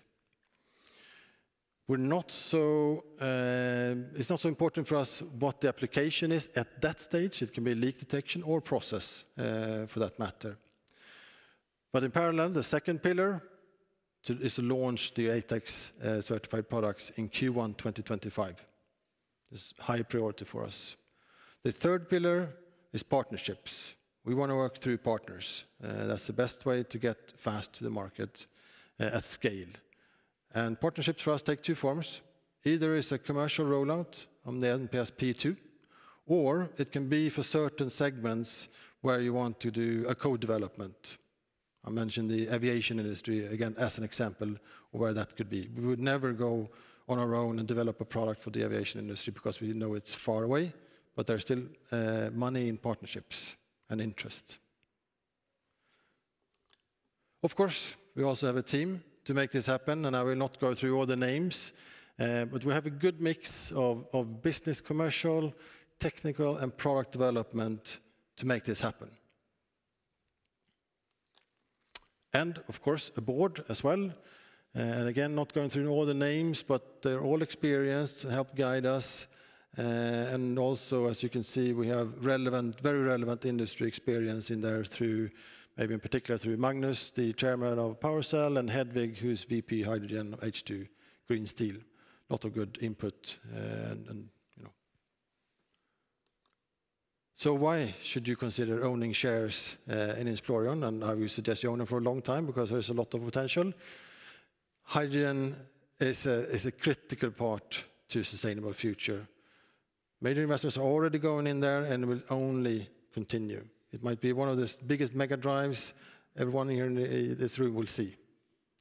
We continued to accelerate the transition to this by providing value in every step through that value chain.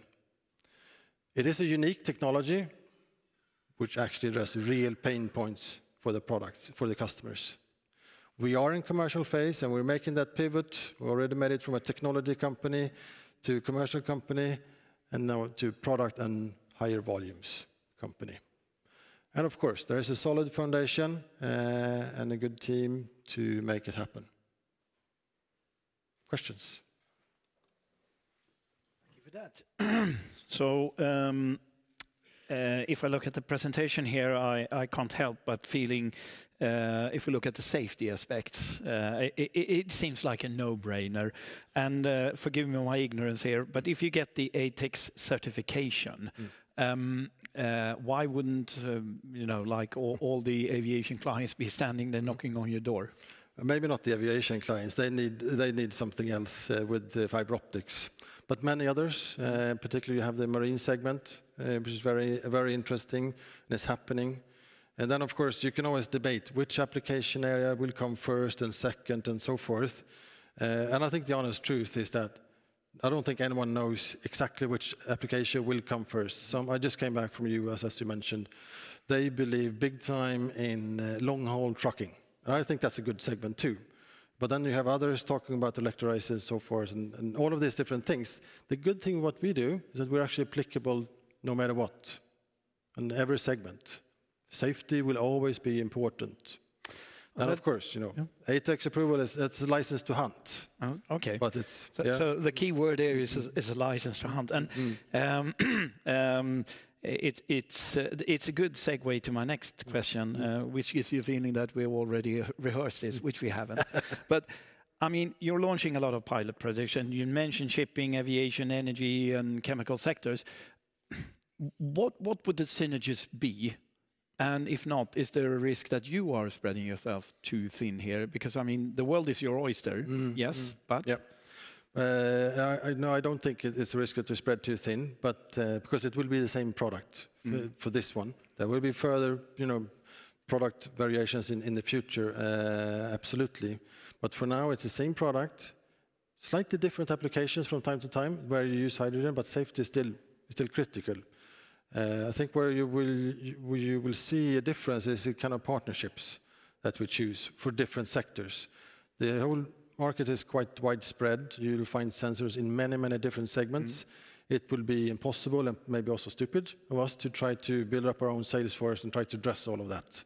So working through partners, like in marine sector, we have this initial partnership with Consilium and then others, it would that I think where you will see the difference, and maybe pricing will be different too. But we'll get to that. Oh, okay, yeah. But then again, if we look at the partners here, what kind of partner is it? Would that be a distributor of your products, or would it be someone that you co-develop something with, or is it the same? I mean, a combination. No, well, it can always be a combination depending on the partners, of course. But for the MPSP2. It will be more of a commercial relationship. That can be, let's call it a simple distributorship if you want to. We prefer, however, to have more deep relationship in specific segments, where we can talk about exclusivity and those kind of things. We believe that gives more incentive to the partner to drive sales and invest in building the market. But of course, in certain areas, you can have a general distributor as well. But then we will also see co-development partnerships, but that will be in different applications where we know we have more work to do in order to bring a product for that specific segment to the market. And we want to do that together with partners in select areas. I'm mentioning the aviation again because it's such an obvious area where that would make sense. And if we look at the employees, do you need to expand in any particular area? To me, it sounds like you perhaps need to boost up the sales, but then again, you need to be able to deliver and perhaps develop. So, I mean, as a part of the whole ATEX approval, a part of that is building up a robust supply chain, of course. So adding a little bit of capabilities on that side makes sense. I don't think we need to add a lot on the commercial side, to be quite honest. Maybe incremental, of course, but it's not like we want to double the company in 1 year's time from that perspective. So I think we can run it relatively lean, to be quite honest. And your warrant subscription ended yesterday. Yep. So would you have any news on that? And would you like to elaborate a little bit of that capital injection? Because it goes hand in hand with the development of where you are and where you're going. Yeah, I mean, absolutely. All of that goes into the 3 pillars of our strategy that I just mentioned, the MPS1 sales, the partnerships, and the ATEX approval. It was subscribed to 72%, which I think in this market was pretty decent. And we also choose, like we did in the previous capital raise, to use no guarantee consortium or anything like that. So the money goes into the company and works there. That is where we want it.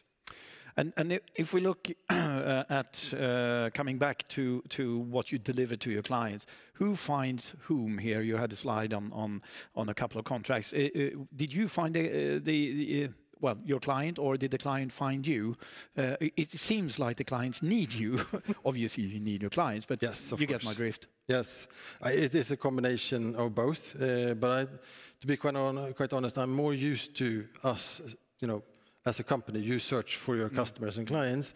In this case, we've had much more incoming interest where they've done their homework and the research and realize, we need something different. Oh, here's this company. Of course, we should always be proactive and reach everyone, but there's so many out there.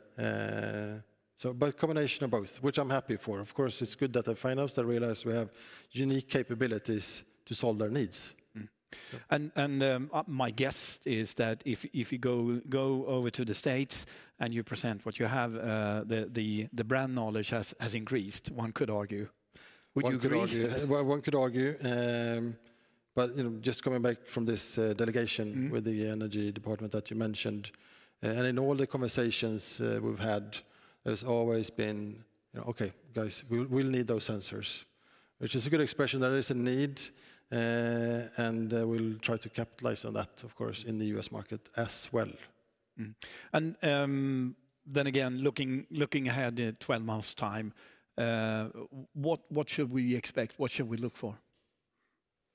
More deals, executing the strategy, basically. So more sales of MPS P1, partnerships for MPS P2, progress on the ATEX approval, which we'll see what we can communicate on that. But it's it's already ongoing. So yeah, us executing on what we're saying that we are going to do. So you would expect 2024 to be a very hectic year? Well, it was last year as well. I was going to say that. But it's going to continue to be hectic. Yeah. So you're running your shoes there. Interesting, excellent. Thank you for that. I think we give you a warm hand. Thank you. Tack så mycket. And now it's time for a lunch break, and then we will reassemble here 12:35 sharp, where we will continue with company presentations and panel discussions. So thank you for your patience, and see you at lunch. Thank you.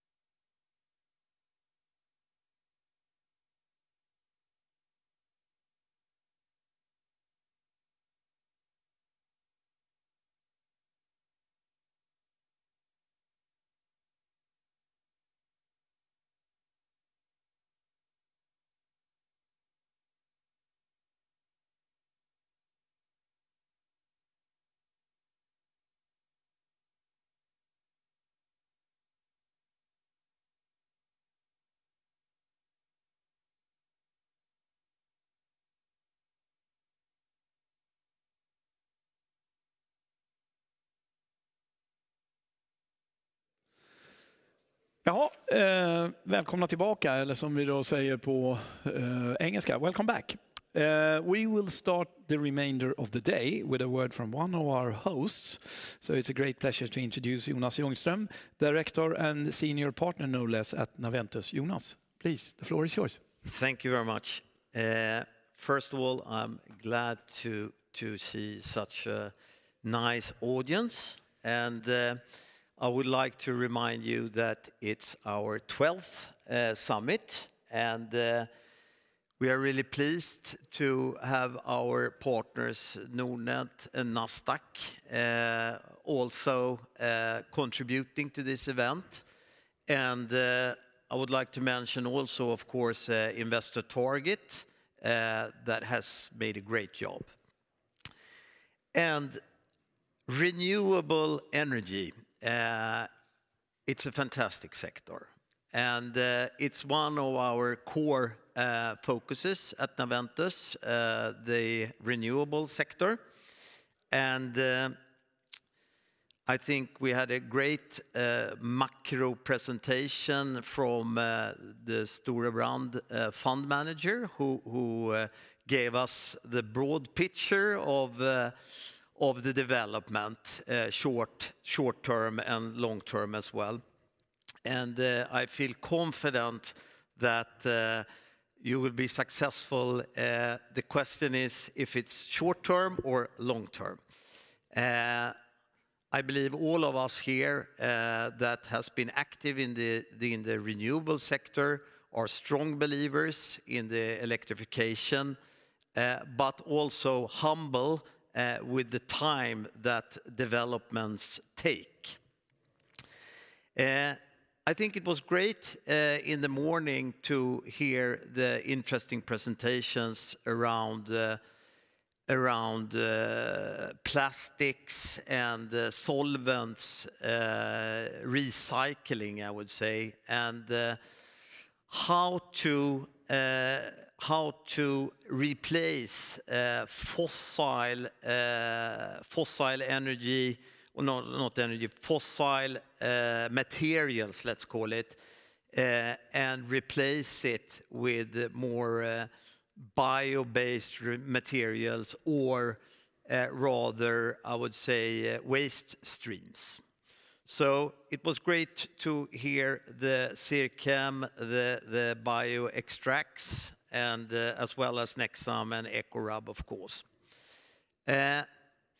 Having a view into the interesting hydrogen sector with Inspelorions, sensors, and then into the interesting electrolyzer producer, or rather electrolysis process that Metacon is involved in. During the afternoon now, I think we are going to listen now to three very interesting companies. First of all, that all work with biomaterials as an input, mainly from waste streams, I would say. I don't know how they would explain it later themselves, but a lot coming from waste streams, initially at least from the forest industry. So it's going to be a pleasure to listen to Henrik and to Rolf and to Niklas at these companies, and to listen at the interesting panel discussions they will have in their sort of joint efforts in the taking a relevant place in the market. And then I will enjoy also, together with you, to listen to Gomero, which is more optimizing clients' efficiency in their current systems. And at the latest, of course, with the ocean energy producer Minesto. So, as being one of the hosts for the 12th time, I'm really glad to see you all and all interesting partners, companies, and attendants. And I must say, it's much more pleasant to be here today than it was the 10th of March when the pandemic just went out. So it's much nicer to have those hybrid events with a lot of audience, as well as, of course, people joining from behind their screens. So thank you very much, everyone, for attending the event, and it's a pleasure to host it. Thank you. And I think we can give him a round of applause. Thank you. Thank you. And now it's an absolute pleasure to introduce the next couple of speakers who more are involved in the future energy supply. And first out of the blocks is Henrik Båge, CEO and co-founder of Phoenix Biopower. Please, welcome. Nice to see you again. Thank you. This is a company developing high-efficiency biopower technology for on-demand renewable power. And with that, I leave the floor to you. Thank you, Carlo. Good to be back here at Spegelsalen in the Grand Hotel. Let's see. There we go. Phoenix Biopower, we've been around. We were founded in 2016, raised our first money in 2018. We're now a team of 12 with operations in Sweden, Berlin, and Switzerland. Let's just do a little backdrop. What is it about plannable renewables and why do we need it? You guys heard about the energy transition, right? So these are numbers from Energiföretagen. So this is where we are now, consuming about 140, 150 terawatts of electricity, producing about 180, so we're exporting 30 or 40. If we don't invest in any new production capacity, by 2045, we'll have 40 terawatts worth of production capacity left. That's basically hydro, and maybe one or two nuclear plants. The need, at the same time, is expected to be 330. Last week, we got the energy bill from the government, from the Swedish government. They said 300. Okay, so that's that's close enough. Now, there's a bit of a gap here, as you can see. It's a kind of big one. And between now, 2024, and 2045, well, you all know the math, that's not a lot of years. And energy systems are built over decades, not years. So by then, we need to build 2 Sweden of today in terms of consumption. 2 Sweden. Because every wind turbine you see out there is going to be taken down and replaced. Every single one. Unless the ones that have been erected this or last year. All the biopower plants, most of the nuclear, everything needs to be gone. So this is a lot. Now, how much is that a lot? Well, it's about 30 Forsmark nuclear power plants in production capacity. 30. Or 21,000 onshore wind turbines. Now, I hope you kind of get the idea of the challenge that we're facing. So it's not just a matter of, yeah, we're going to build 1 or 2 nuclear power plants. Dude, it's not enough. And it's going to cost copious amounts of money. 1,000 euros per individual in Sweden every year until 2045 for production and grid capacity. So I think now we've kind of established the need for more renewable power production capacity, right? And our take on this is high-efficiency biopower, where we can double the electricity output from biomass compared to current technologies. And it's also an on-demand technology, so you get it when you need it, not when you get it. There's a slight difference there. And we've seen that from our power pricing in Sweden over the past 2 to 3 years. In the summer, we've seen record low or negative prices, and in the winters, we've seen record high. And this picture is basically the same all across Europe. So this is not a Swedish phenomenon. It's even worse in Finland, and it's kind of bad in continental Europe as well. And how do we do this? Okay, traditionally, biopower is an advanced steam engine. You burn the fuel, boil the water, get steam, drive a turbine, etc. You get around 30% of electricity out of the energy content of the biomass. That's the conversion ratio, or efficiency. We do it slightly differently. We take the same biomass, and we pressurize it, and then we gasify it. So you take the biomass, like this piece of wood here, and I heat it up to around 900 degrees, then it gasifies, turns into a gas, which is combustible. I inject some steam to cool it, and then I clean it out for pollutants. Now I have a combustible, clean gas, which drives a gas turbine, not a steam turbine, a gas turbine. which then produces the electricity. Through the integration that we do, we see that we get between 50 and 80% higher electrical efficiency from the biomass compared to your good old steam engine. And also what happens is the ratio between heat and power changes. Traditionally, it's like 30 electricity and 70 heat. We get about 50-50. That means I can get almost 3 times as much local power generation from a district heating grid in a township, wherever. And so I can produce 3 times as more local electricity, reducing my need for transfer, and also increase the transfer capacity in the grids out there. And this in itself then drives lower cost of production compared to your traditional technology. We want to do this and run this through in plants. And this is an illustration of our smallest size plant. It's 10 megawatt electric, or 25 megawatts of fuel. That is, in terms of electricity, it's 8,000 to 10,000 households worth of production. In terms of district heating, it's about 3,000 or 4,000 single-family homes, just to give you sort of a mental idea. We're looking at 3 sizes. The P10, as we call it, is our smallest. It has a lot of technical reasons and also financial reasons why we don't want to go smaller. We also have 4 times the size, the P40, and then we have the real big boy at 100 megawatts electric. So it's about almost 200 megawatts of fuel. And when we plot the efficiencies that we calculated through our projects and modeling, we see that we're significantly, is there a pointer here? Yes, it is, but it doesn't work. We significantly higher efficiency compared to, this is the blue ones are the traditional biopower plants that we have in the marketplace today. So it's a pretty big step up for the launch generation, and then the more mature, when we can go up in firing temperatures, more advanced materials, etc. In terms of fuel, what do we feed these things? That's a pretty common question that I get.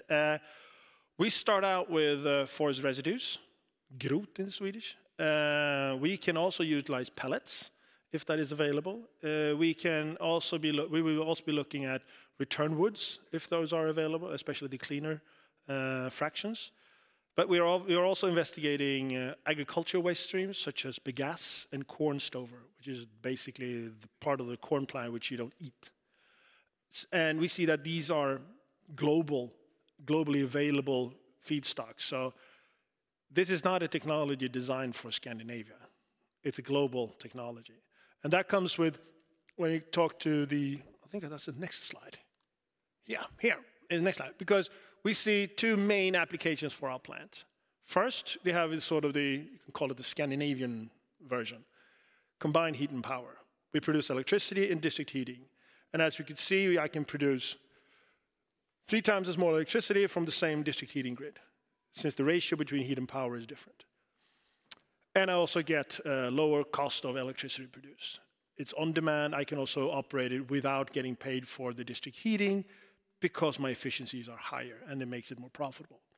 The other one, which is more global, is the bio-CCS or BECCS applications, where we work with negative emissions. So we have the plant, the traditional plant, but at the back end, we put a carbon capture unit. So we capture the carbon, which was originally captured from the air through the photosynthesis, and then I get negative emissions. Now, the market for negative emissions is burgeoning. It's very new. It's not really there yet, but it's growing. There are copious billions of dollars or euros invested into the upcoming market for negative emissions.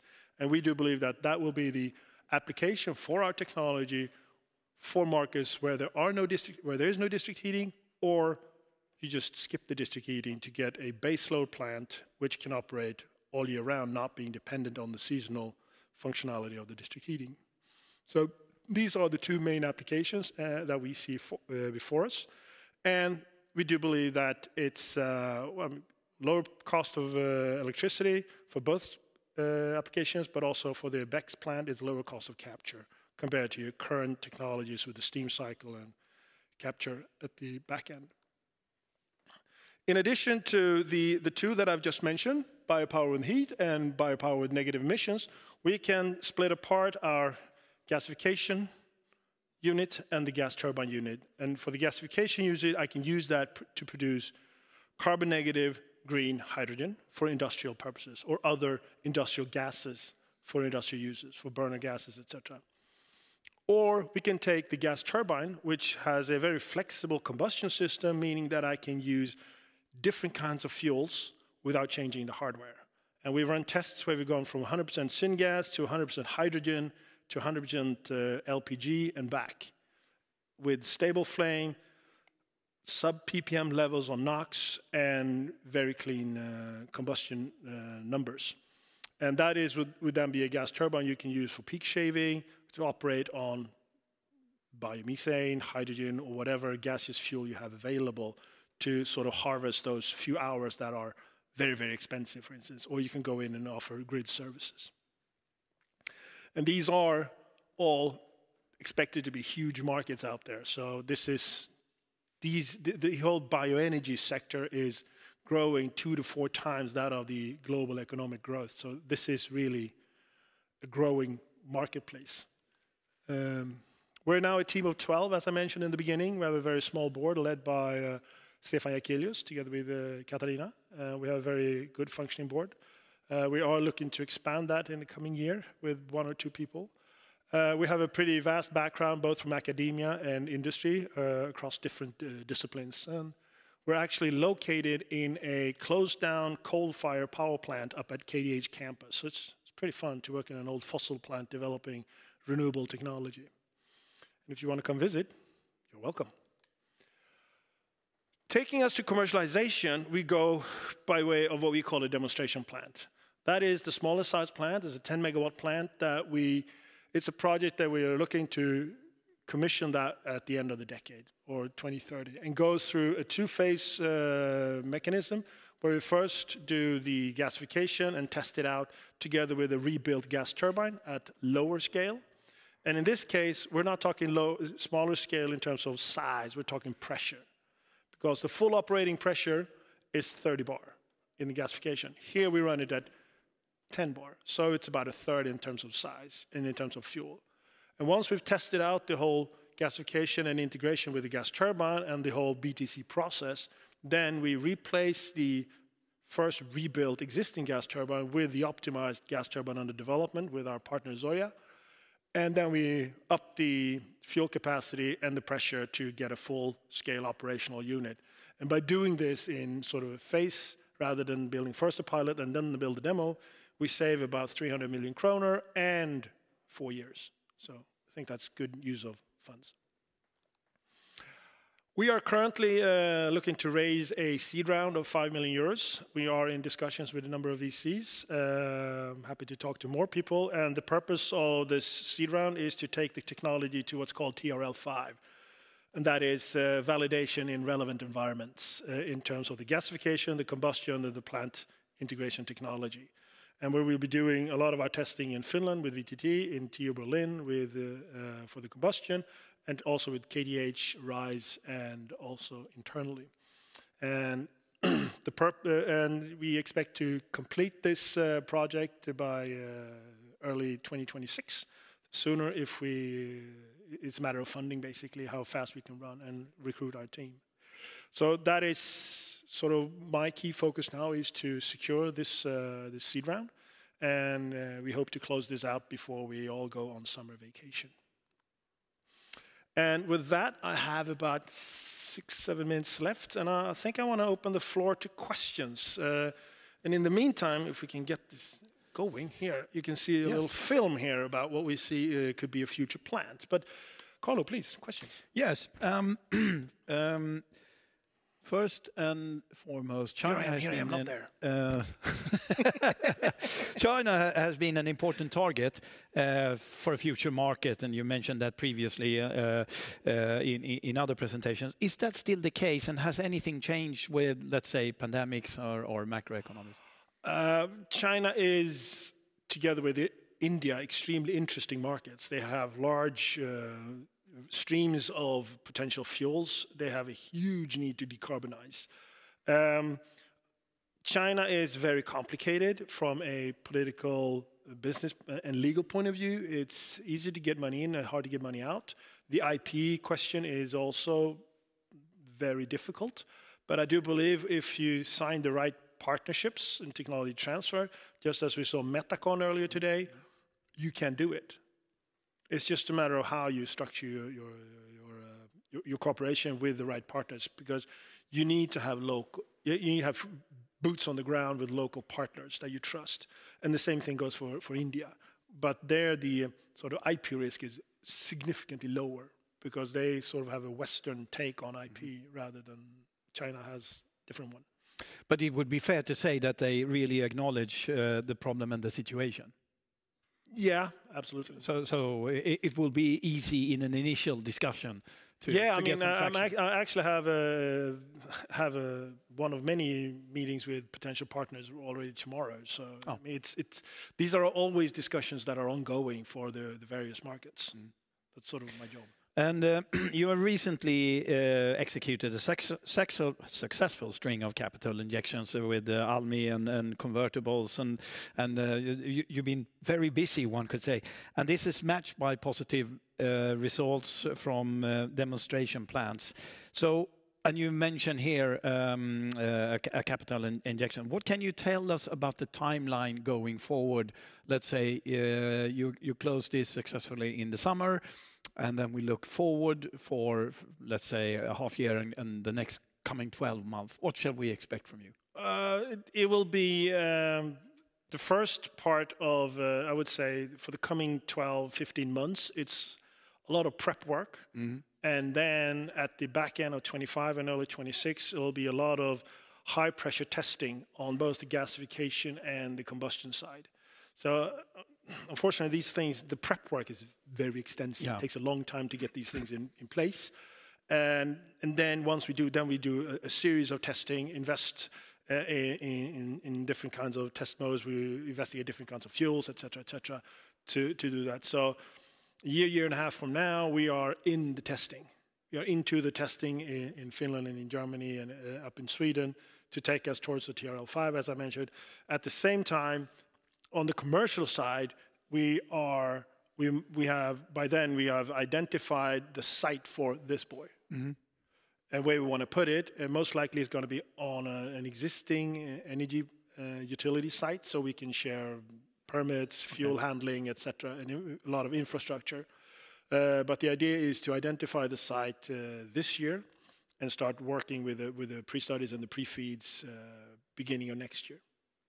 And you mentioned before that you were in an old energy plant with the old energy sources, and also you mentioned quite casually that everybody is welcome to visit. But what's the address, and how does one do when one want to see you in the flesh? Easiest way is just send me an email. Okay.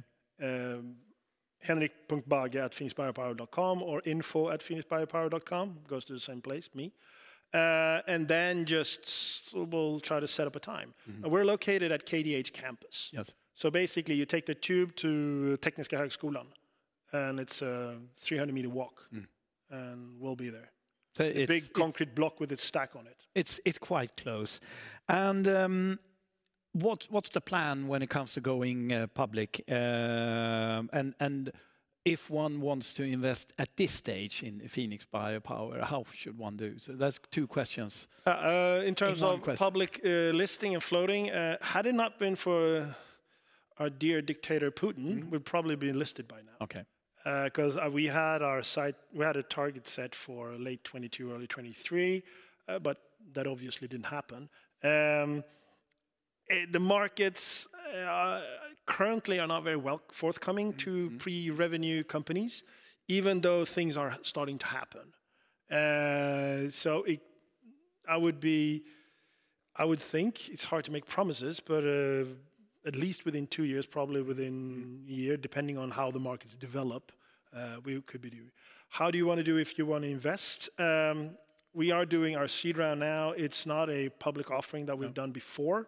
So it's slightly limited. If one can go by way of private banking services, and then we can see if we can tailor something up. That's one way of doing it. We have 2,300 shareholders.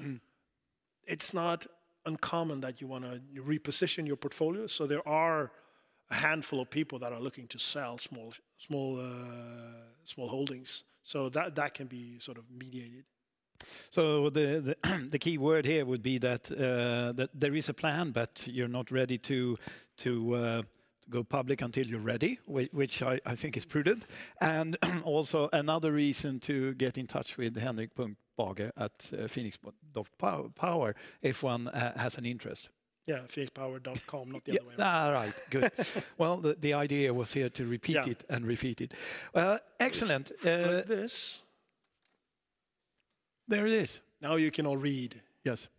Now, we will continue in a panel discussion, so we will dig in deeper. But thank you very much, Henrik, and I think we'll give him a warm hand of applause. Thanks for having me. And now we continue on our journey on the energy supply side. So our next speaker, Rolf Ljunggren, and I'll give you an applause here. Welcome. Is the current CEO of Cortus. And Rolf, you state that Cortus' mission is to help customers to transition to a renewable production. Yeah. And here to tell us you are, please go ahead. Thank you very much. Happy to be here today as well and presenting. This is our plant down in Höganäs in southern Sweden. It's been there for a couple of years. What we're doing is actually take the biomass from the left-hand side here. We dry it, we make pyrolysis, and then gasify it and send it to Höganäs, where they substitute natural gas for our renewable syngas in their heating processes. So this is what we do. Company has been around for a couple of years. We've been on listed on the First North list since 2013. Began with the idea of making gasification of biomass more efficient and testing in a small scale. First industrial tests in 2009, 150 kilowatt, then working with a pilot, first gasifier in 2011. Continued with that, doing some biomethane work, driving cars with homemade methane, and it's actually doable from that good quality of gas we produce. We then started working with Höganäs, first plant, and put it there, and has been there, and we are running for demonstration with Höganäs. And we have had some challenges in this work. It has been longish, and it really takes some efforts in doing this. What we see as the next step is really about the application of the syngas, the gasified biomass.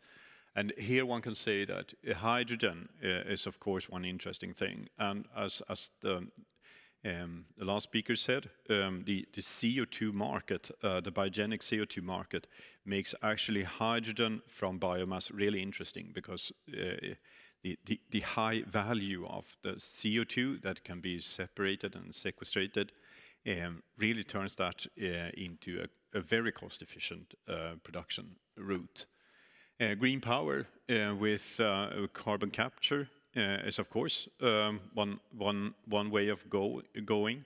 But then green natural gas is, what does that mean? It means that we produce the raw gas for doing that, and then we have a catalytic process to put the atoms together in the right order.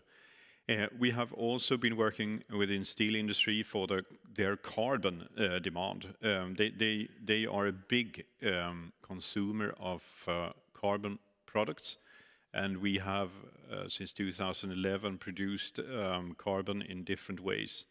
For that purpose, which is an integrated part of our processing.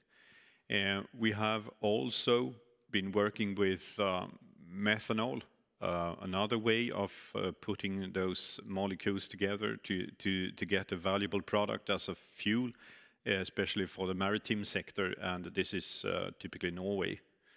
Green diesel and jet fuel is is also we've been working in a project in Norway, a project which is quite an interesting one.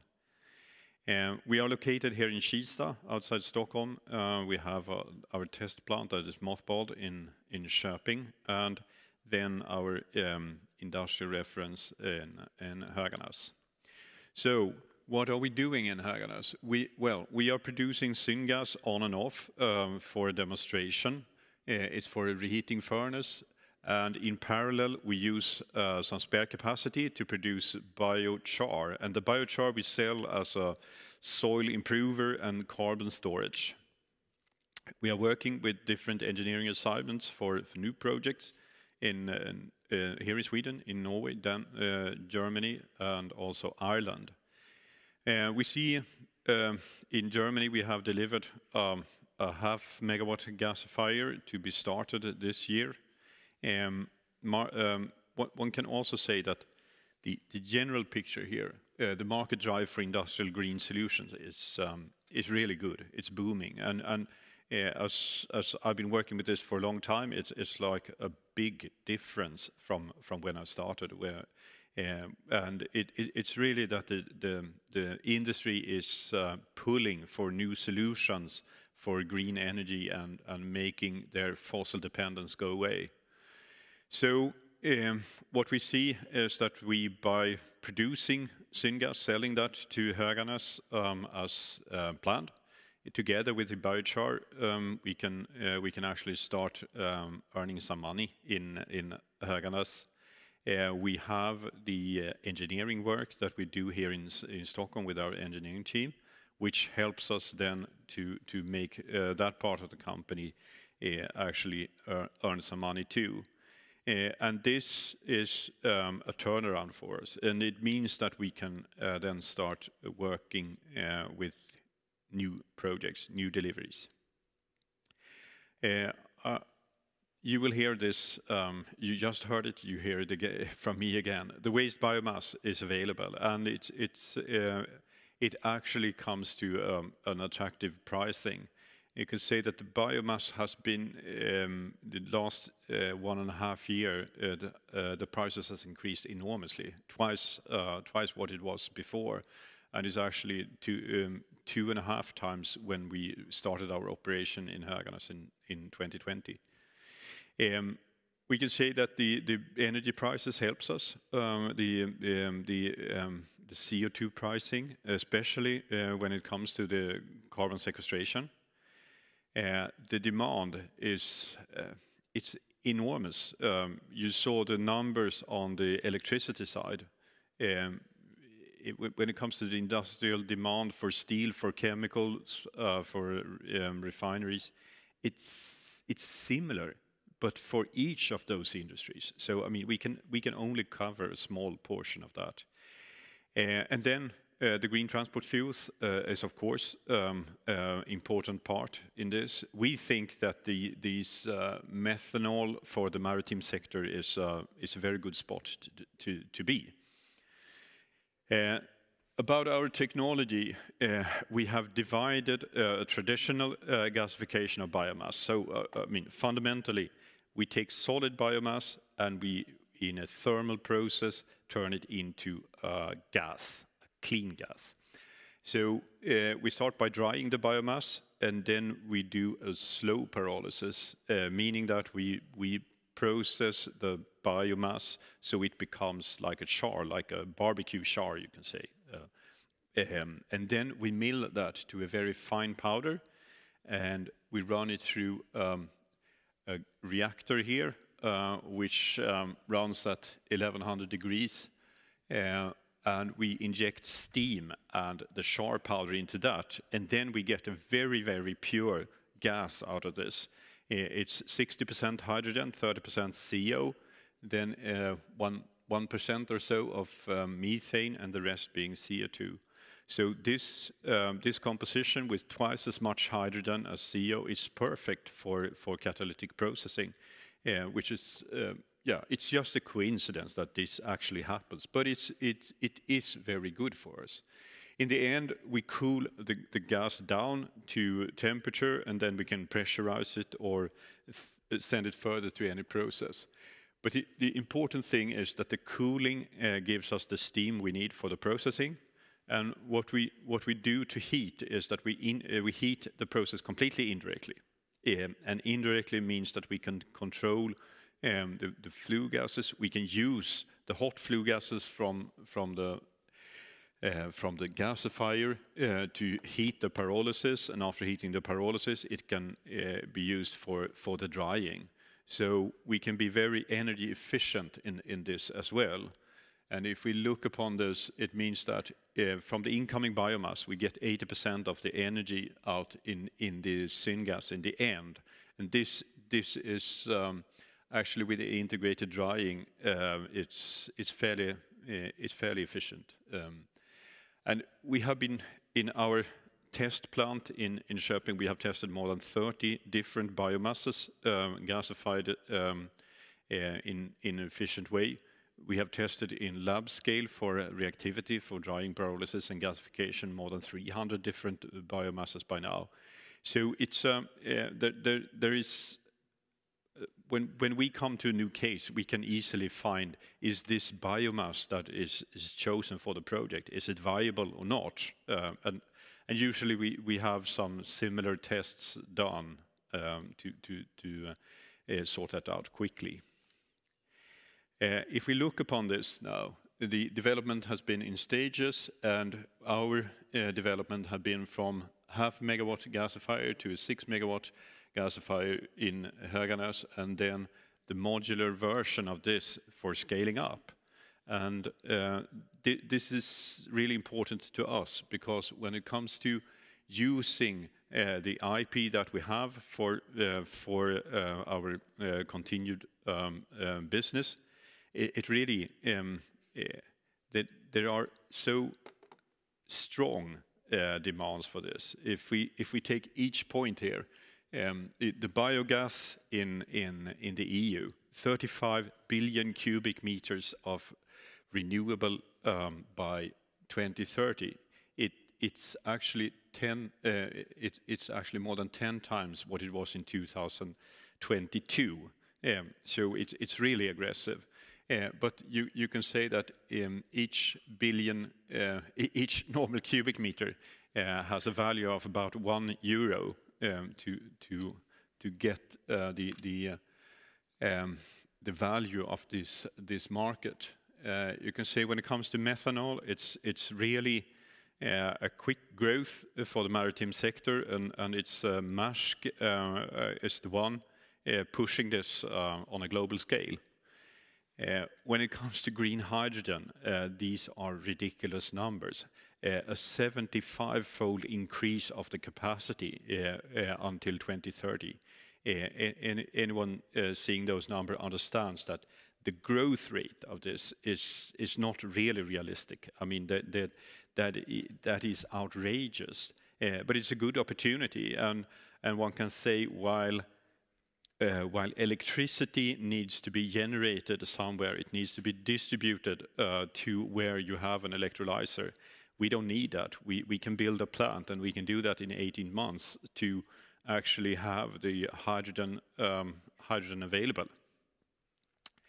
And then it's the CO2 sequestration. It's really a market that has come strongly within the last two years, I would say, where the value of the biogenic CO2 for sequestration is high. It's really twice as much as the CO2 emission rights within the EU.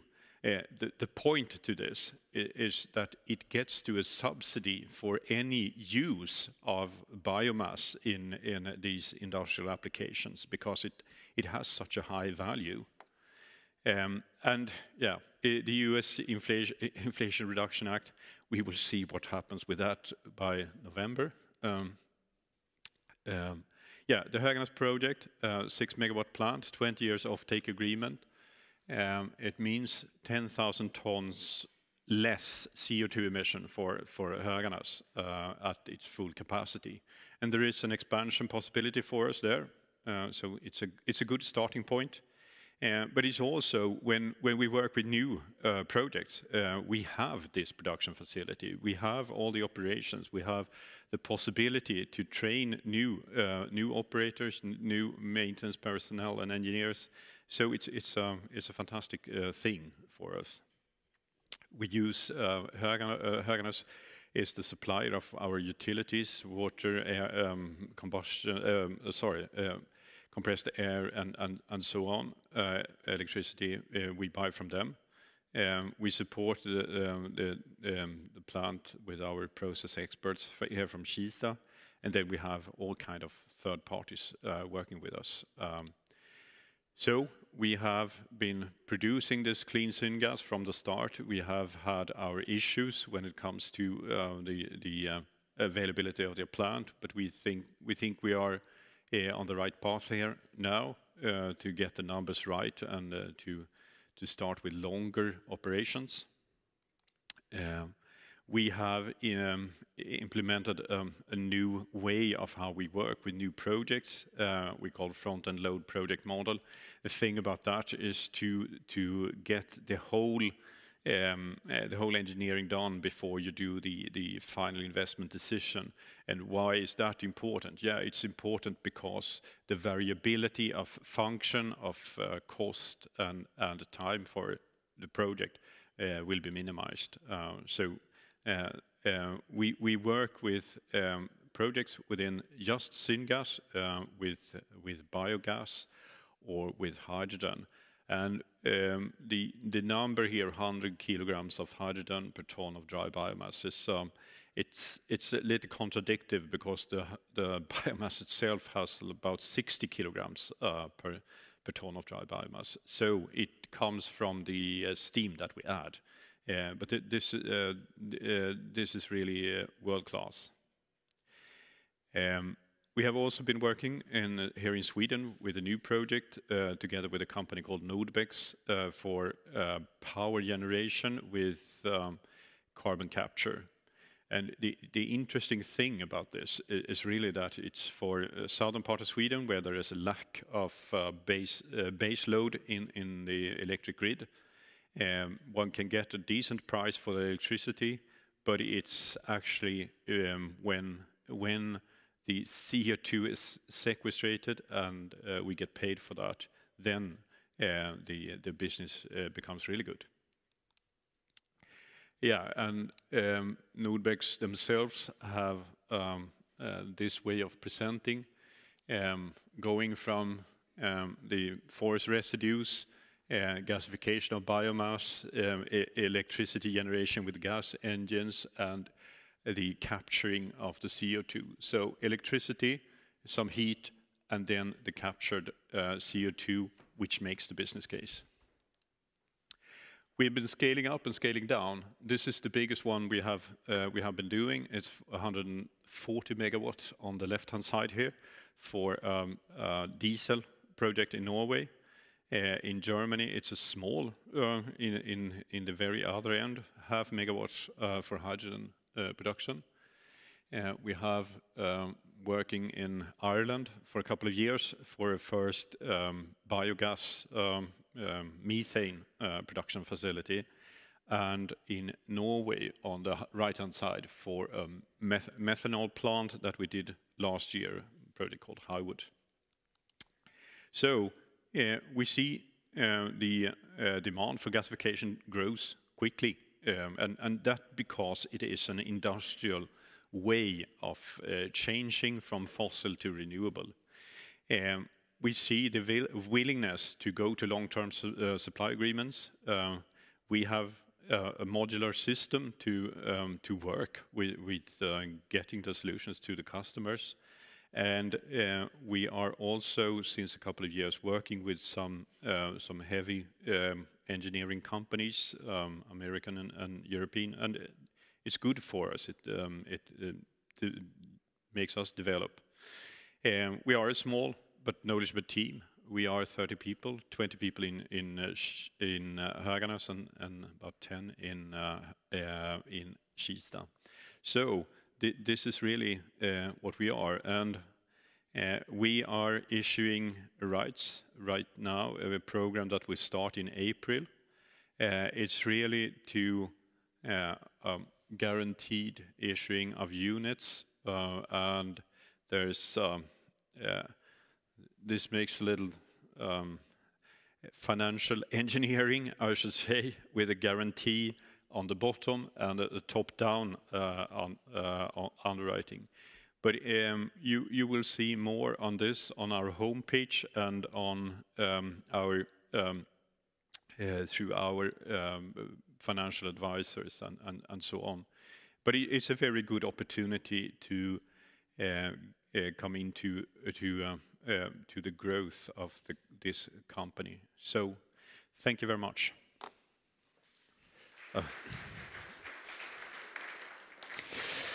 Thank you, Rolf. Very comprehensive.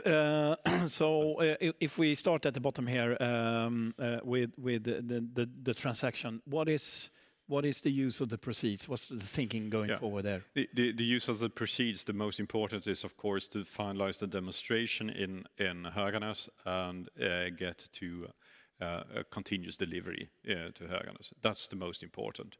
Then it's about developing further the modular plants ready for the next project, I should say. And if we look at the timeline, then that's been one of my key questions here. But I mean, looking forward, so when it comes to the projects, what can we expect? 6, 12, 24 months? What do you think?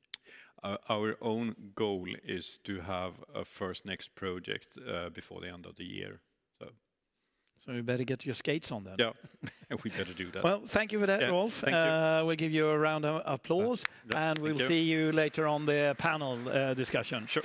And now it's time to welcome the last guest of this little trio, and it's Niklas Davidsson, CEO of Meva. So we'll continue with the applauding here. Welcome. Nice to see you. So Meva is a leading provider of, or world-leading provider, I should say, of gasification technology for renewable energy production based on small fraction fuels. So how does that work? Just tell us. How much time do I have for that? Yeah, I'll let you know what Meva Energy is. But first of all, I just want to ask kind of a basic question. Maybe a philosophical one, or theoretical one at least. But what do you think is the best use of biomass for any purpose, really? Generally, what you say is that the best use of biomass is materials production, right? To produce wood beams, planks, building materials in particular. Things like this, you know, is most likely the most high value object you can produce from something out of biomass. But when you do that, and when you manage your forest, you end up with forest residue as well. You can't use all your biomass for materials production. And what you then have to sort to is the production of energy. And speaking about, rephrasing that question a little bit then, what is the best energy use of biomass? That's a completely different question. And then let me argue that the best use of energy, the best use of biomass for energy purposes is a type of use and a type of application where you replace fossil energy use with the biomass. That's the first one. Where you do that at a high efficiency. As much as possible of the primary energy in the biomass should be used to replace the fossil energy. The third one is that you should have a technology that also enables you to create a carbon sink. We need to get rid of the CO2 in the atmosphere. We need to put it back into the ground in one way or the other. So that's the third one. And the fourth one is that you should use a technology that also allows you to use waste materials, even contaminated biomass, for those purposes. If you end up having a technology doing all of those four things, meeting all of those four targets, then I would argue that it's the best way to use the biomass next to production of 17th century furniture, maybe. So yeah, that was just like putting it context into this presentation of Meva Energy. So this is what we are, the most climate-friendly renewable energy technology you never have heard of. I claim to say that because we are not a listed company, and that kind of puts us off the radar for a lot of people. But we are a Sweden-based company. We were founded up north as a spin-off from Luleå University of Technology many years ago. We're now based in Göteborg, and we have presence also in Östergötland, where we have built our first commercial plant. All right, again, going back to this, to the philosophy here. Imagine this. Imagine a technology that meets these criteria. It directly replaces fossil energy. It does that at high efficiency and at a relatively modest capex. Relatively. We talk about energy transition here. There are some enormous large projects out there, as you know, in particular within hydrogen, of course. It enables carbon sequestration, carbon sink creation, that is. A technology that stands at a relatively high readiness level, technology maturity level. In our case, it's between 8 and 9. And you do that at a relatively low cost per CO2, per kilograms of CO2. That's also a criteria. You need not only to be able to produce renewable energy, you need to do it at relatively low cost, right? And the last one is pretty nice. You know, you have to remember as well that biomass is nothing else from an energy perspective than stored solar energy. That's, you know, the purpose of the photosynthesis. I assume most of you guys, you learned about that in school some years ago, right? So that's what, and we meet these criteria. This is what we do at Meva Energy.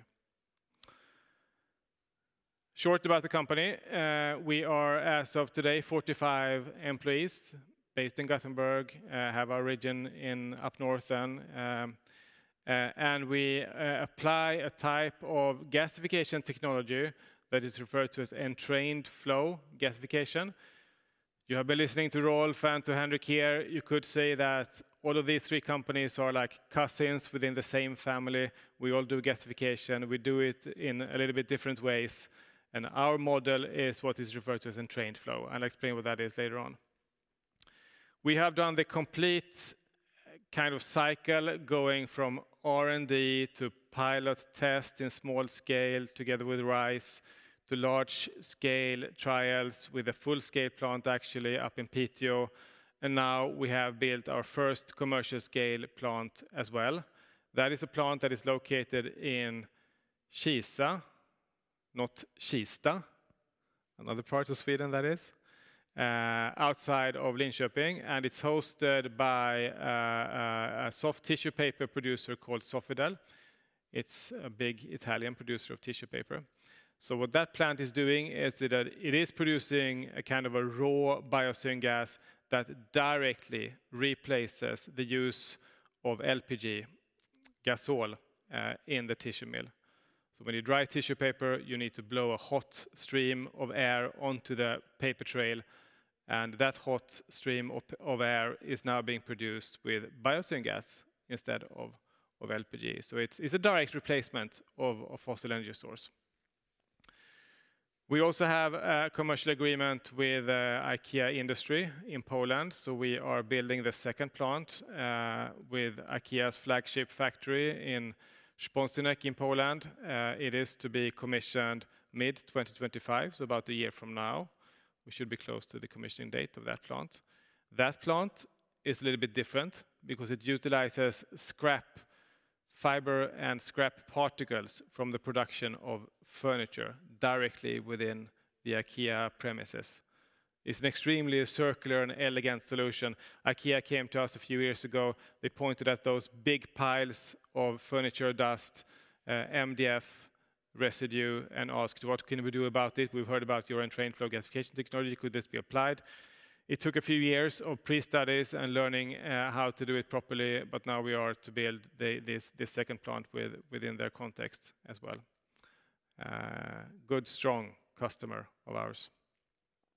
So basically, these two examples also illustrate the two application areas which we have with MEV Energy. Either it's about production of biosyn gas to replace manufacturing industry's use of natural gas or LPG, or it's about production of biosyn gas for the purpose of power and heat production within an industrial entity that itself produces the bio-waste. That's the IKEA case. So one is about gas production, the second is about combined heat and power. Yeah, so that's what we do. And what about the graph here? What does it say? Well, this is you have to talk about you know, you can't just sell these stuff based on the green values or the carbon, the low carbon footprint of it. You have to be competitive also price-wise. If we use a low cost or even negative cost feedstock, like we do with the IKEA case, then we are able to produce power at a very, very low cost. So this example here with the 15 euros per megawatt hour production cost for power with the IKEA case, that's of course extremely low. Put it into Swedish context, and that's approximately 15 öre per kilowattimme. So it's a very low production cost of green electricity. That's only doable if you use a negatively priced waste feedstock to start with. Otherwise, you can't achieve that. Right. Many partnerships out there. This is relatively capex-intensive development. You can't do it yourself. You need to team up with a whole lot of other companies out there. We have close ties to the Royal Institute and to RISE, but also more importantly maybe to Andritz and to our turnkey production company or supply company, our EPC, 2JCP in Czech Republic. Right, a lot of words about that slide. Here's the plant. Here is our first commercial plant hosted at Sofidel. This is the nice view from the old villa of the owner of the paper mill. It was commissioned last year in October. The first week of October was the first week when anybody were able to dry tissue paper with the use of biosyn gas. So it was a really big moment for us being able to prove that concept. You know, tissue paper, or in Swedish, mjukpapper, that is what you use in everyday life. You use it for hygienic purposes, you use it in the kitchen, you use it to wipe your nose, right? And one key question from Sofidel's point of view when we entered discussions with them was the risk for bad smell. After all, biosyn gas is not from a chemical point of view as pure as LPG. So was there any risk that their high quality tissue paper would have a bad smell? We needed to find out. So we set up, first of all, we tested to dry the paper using biosyn gas in a pilot plant. And then we set up like an odor panel, almost as many as you guys here. And each and every one had to take a sniff of a piece of paper, make a review afterwards. Does this smell bad or not? It was a critical moment for us, and it was also very, very symbolic.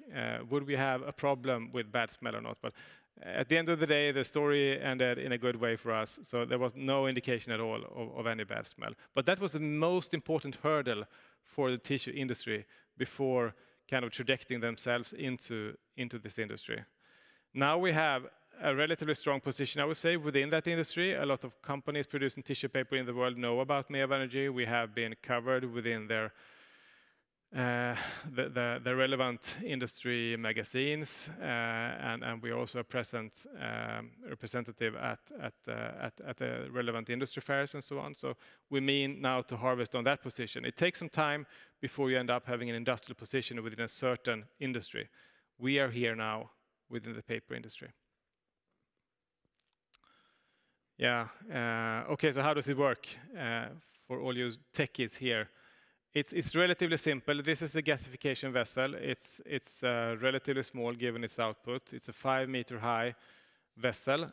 You inject a pre-made mixture of fine fraction biomass, so that is biomass sawdust, and air into the top part.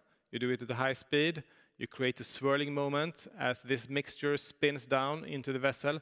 At the same time, you have this conversion between solid biomass and gas. So the gas is effectively created within a few seconds only.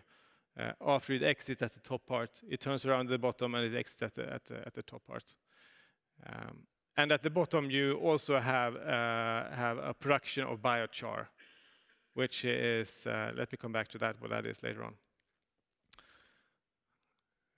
Right, here's the plant. I wanted to show you this picture because it's pretty interesting. You see the whole plant structure, all the metal beams, the steel works, but the gasification vessel, that's this one. It's very, very small.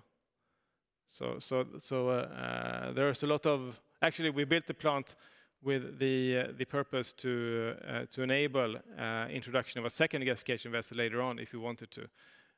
But it's a very, very neat construction, a lot of output given its size. Yeah. Let me say something about this. I have this one as well. So this again going back a little bit to all the alternatives out there in the energy business, in the energy sector. What racehorse is the best to opt for? Which different technologies should one choose if you are in a certain position? Everybody is making their own case, of course, but I'd say that, and I think it's pretty fair to say that biomass gasification is largely forgotten in Sweden from an application point of view. You don't hear as much about it as you do about nuclear or hydrogen. Those are the two big ones right now. That's where the trend is. But inherently, I would say that the greatest future is for biomass gasification still. One very important reason why companies like ours sometimes need a lot of time to achieve market maturity is that the timing is not entirely correct. And I would say that the timing now is getting better and better and better each and every day and week for this type of technology. It's being pushed. If you look at the debate about how to decarbonize Swedish energy use, a lot of it has been focused on the transportation sector for many, many years. Now that is being switched to the industry sector instead. That's exactly the kind of switch that benefits, that's advantageous for MEAV Energy and most likely also for Cortus and Phoenix, right? So there are some very good things ahead of this sector, and it's obviously also much more mature than in particular hydrogen. That's a constant topic. Okay, final slides here. The biochar, I need to say something about that. So biochar is a type of charcoal that exists at the bottom of our gasification vessel. If you would have a conventional boiler or a conventional panna or kamin, then the residue would be ashes, right? The biochar is the equivalency to ashes. It's a solid byproduct that contains sufficiently high amounts of carbon, making it qualified as biocarbon or biochar. And if you store this biochar in the soil or basically anywhere, you just don't ignite it afterwards, then it remains stable. It does not degrade. If you put a piece of wood out in the nature, it will eventually degrade, forming CO2, going up into space with no use at all. But biochar is solid. So one way to achieve a carbon sink is to use the biochar for soil improvement. It even has functional properties, increasing the ability to grow things on poorly used farming soil. And that's an extremely important benefit of biochar. So it's a very, very good byproduct to have. And interestingly enough, only a few weeks ago, the EU Commission expanded the certification framework for what technologies that are being allowed to be called carbon dioxide removal technologies. And biochar is now one of them. It started out only with a few other ones, but biochar is now qualified. So, and that also means that the future demand for this will certainly increase.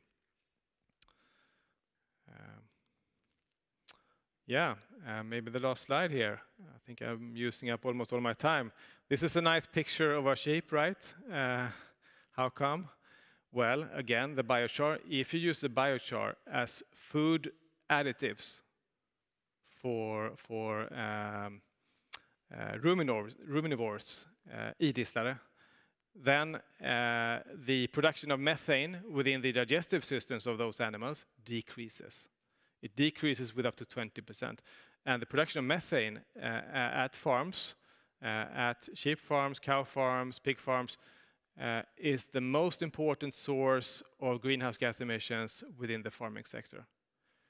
So this is actually pretty amazing. You just use 1% of biochar, you add 1% of biochar to the feed of those animals, and you're able to decrease the production of methane from the digestive systems with up to 20%. This will be a big thing for the future. You will read a lot about this a few years from now. Trust me, I'm sure. Okay, that's it. Thank you very much. Yeah. Before we start the panel discussion, I would just start with one question here, and that is, you are not listed or quoted. So if one has an aspire to invest, what should one do? We're not listed now. We think we will do a new investment round next year. There is a possibility that that round also will involve, a public offering. So that's maybe the reason why I'm here, basically addressing, general public like this. So one should watch the space of MEA on the webpage. Yes, absolutely. Yeah. Excellent. Yeah. And you mentioned IKEA and Sofidel. Who finds who here? Do you knock on the door and say, we have this beautiful technology? Or do they realize that we have a lot of, leftover when we make our furniture, we need to do something? And in Sofidel, they need a clean, good smelling paper. I mean, how does it work? Yeah, that's a very good question, actually. And the answers differ from those two cases. With IKEA, it was actually them finding us. So they had set up this internal project trying to identify various technologies of interest, and they obviously found us then. This was back in 2016, so it's been a long story with them as well. With Sofidel, it was the opposite. It was basically us testing out the concept with a few tissue paper producers, and Sofidel, being a family-owned company as well, they were quite quick on that one. So, yeah. So it smoothened up the process a little bit. Yeah.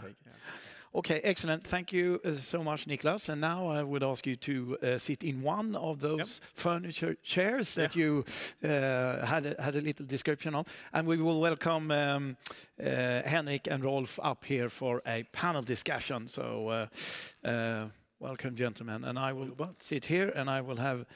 I will moderate, and I will also keep an eye on the time here. Now, you are in the same sector, so there are some similarities. But if you would like to describe the difference from you, and also where you think that you complement each other, A, for an investor, and B, for, let's say, a consumer. And I will start with you, Rolf, because you're sitting closest to me. Thank you. No, but I think the differentiator, I should say, for us is the composition of the syngas. That makes us more relevant when it comes to upgrading with catalytic processes and such things. Then it's a question of the size of a plant, and that can also be a differentiator between us. But I think that's the most relevant. And Henrik, you agree, or would you like to complement? Well, I think especially on the size thing. So it's a size thing. It's technology-wise, we represent three different technologies, where Ours is sort of, quote unquote, the larger one for larger applications per unit. Then we all can work with blocks and several units, and then we will get sort of a planned overlap. And then we also differ in types of applications, whereas we're more geared toward power generation at very high efficiencies, and also the larger scale. Niklas? Yeah, maybe Corsus and Mev Energy have a few more similarities comparison with Phoenix Biopower as of now, in particular since we are both targeting gas production and Phoenix is doing CHP eventually. There are differences. There are also many similarities. I think one thing that I would like to highlight is that there is actually the similarities, because from a good point of view. Because we don't just talk about individual companies emerging and making a mark for the future. It's also about the emergence of a small industry here, or a segment, and it is a good thing for us to have other peers forming, to some extent, a cluster context in Sweden. Developing these technologies is not really a surprise, maybe, because we are a country based on managing forests in new innovative ways. So I don't consider the differences so much in my daily work. I look more at the similarities, actually.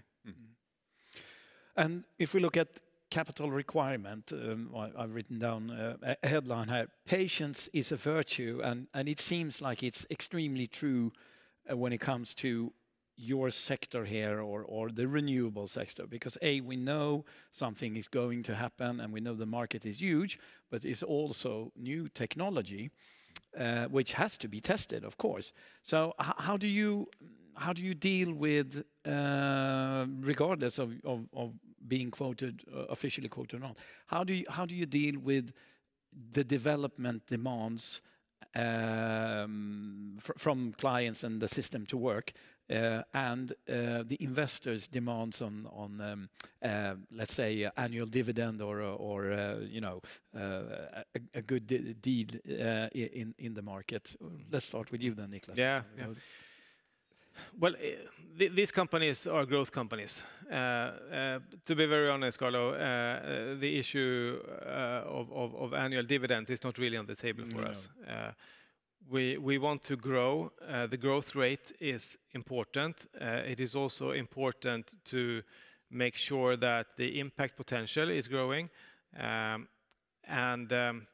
I think that the market, the investor market, and also our real customer market has matured a lot the last few years.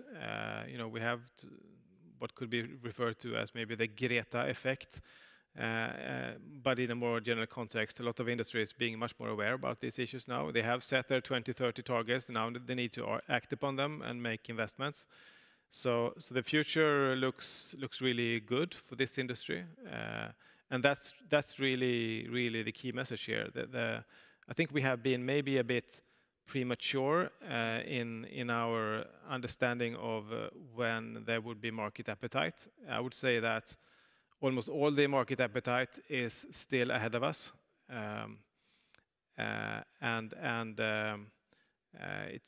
it's a good position to be in now when we have developed these technologies, when the TRL levels have increased. You come to the market, and then you're there, and you have saved yourself a whole many years in comparison with the ones that are starting as of now. It will be a big hurdle for anybody to get to the point where these three companies are now. It's a hear from you both. Absolutely. Yeah. I mean, it's utility scale technology takes at least 10 years to develop. That's just how it is, and there is unfortunately, what we've seen from the investor side is a lack of understanding that utility scale technology, and especially within the energy system, you have these lead times. I mean, we're not developing an app here where the MVP costs €1 million and takes 12 months. My MVP costs 100 million euros, almost. I mean, it's in vast magnitude. And then it's also a matter of expectations management. Don't promise that, yeah, I'll have a plant in 2 years, because I'll be lying.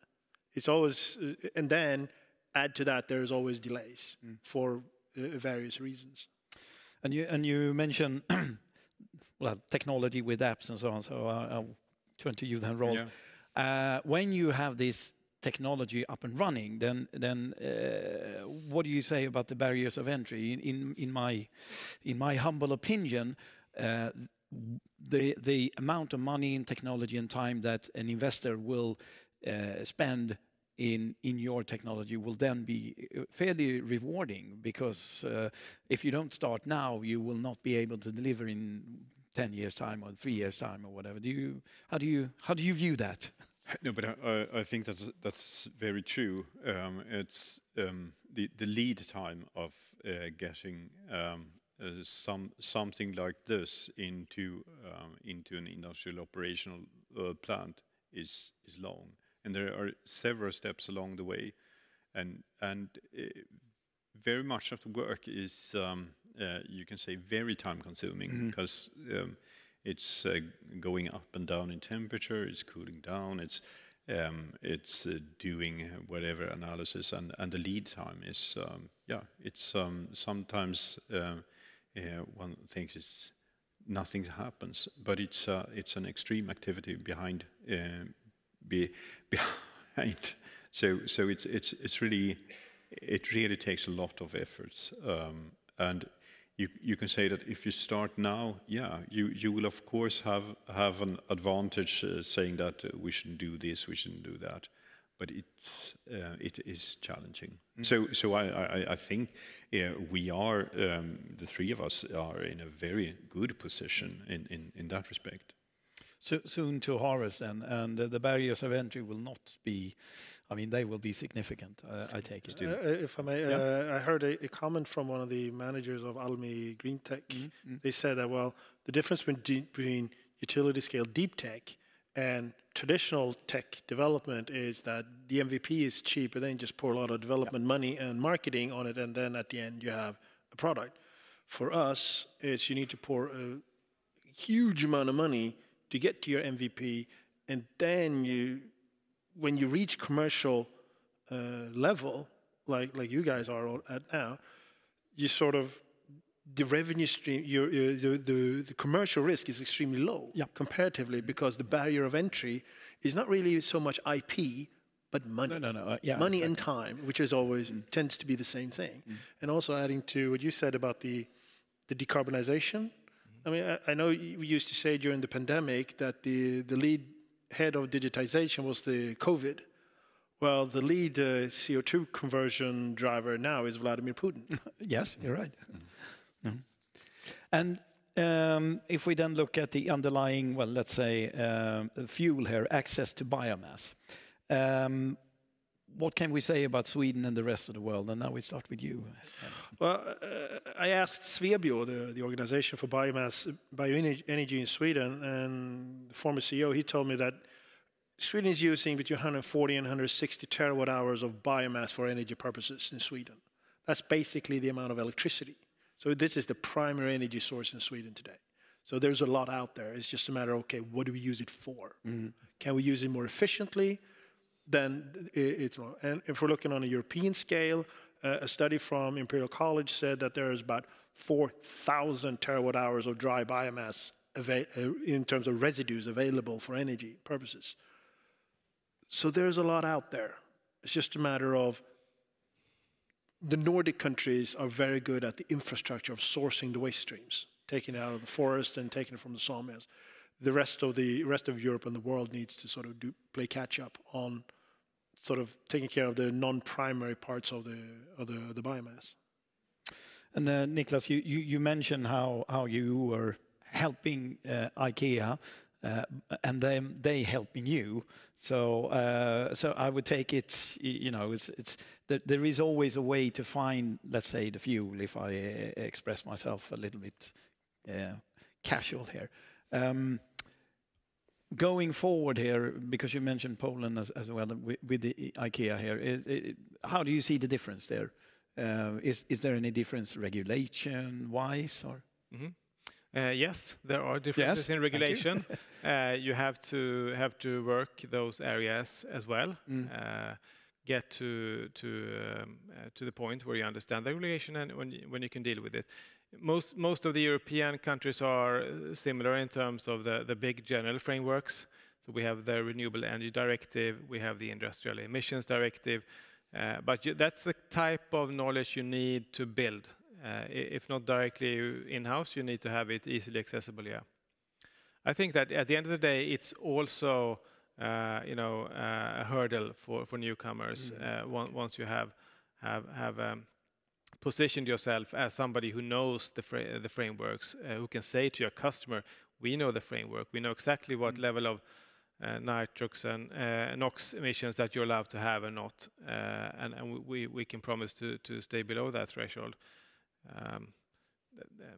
There's also this very neat mechanism within the EU framework that is referred to as best practice. Okay. So some of the frameworks they specify that if a technology obtains a best practice status, that technology is kind of commissioned to be the one to use. Not particularly from a certain company or from a certain brand, but in generally defined, it should be, like in this case, gasification maybe for some of the challenges that the world is facing when it comes to waste disposal and waste energy use.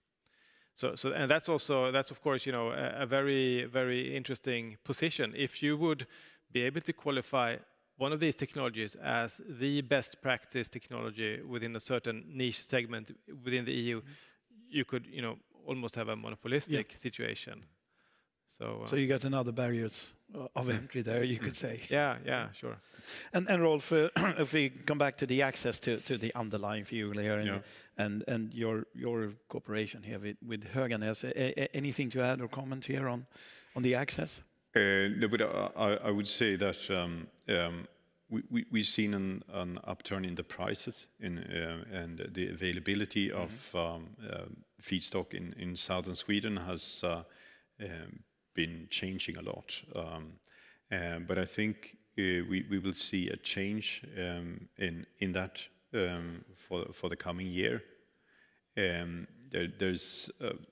There are changes in Sweden where a lot of combined heat and power are powered up, I would say, for the electricity during the firing season. There's not as much biomass coming from Russia and Belarus. Of course.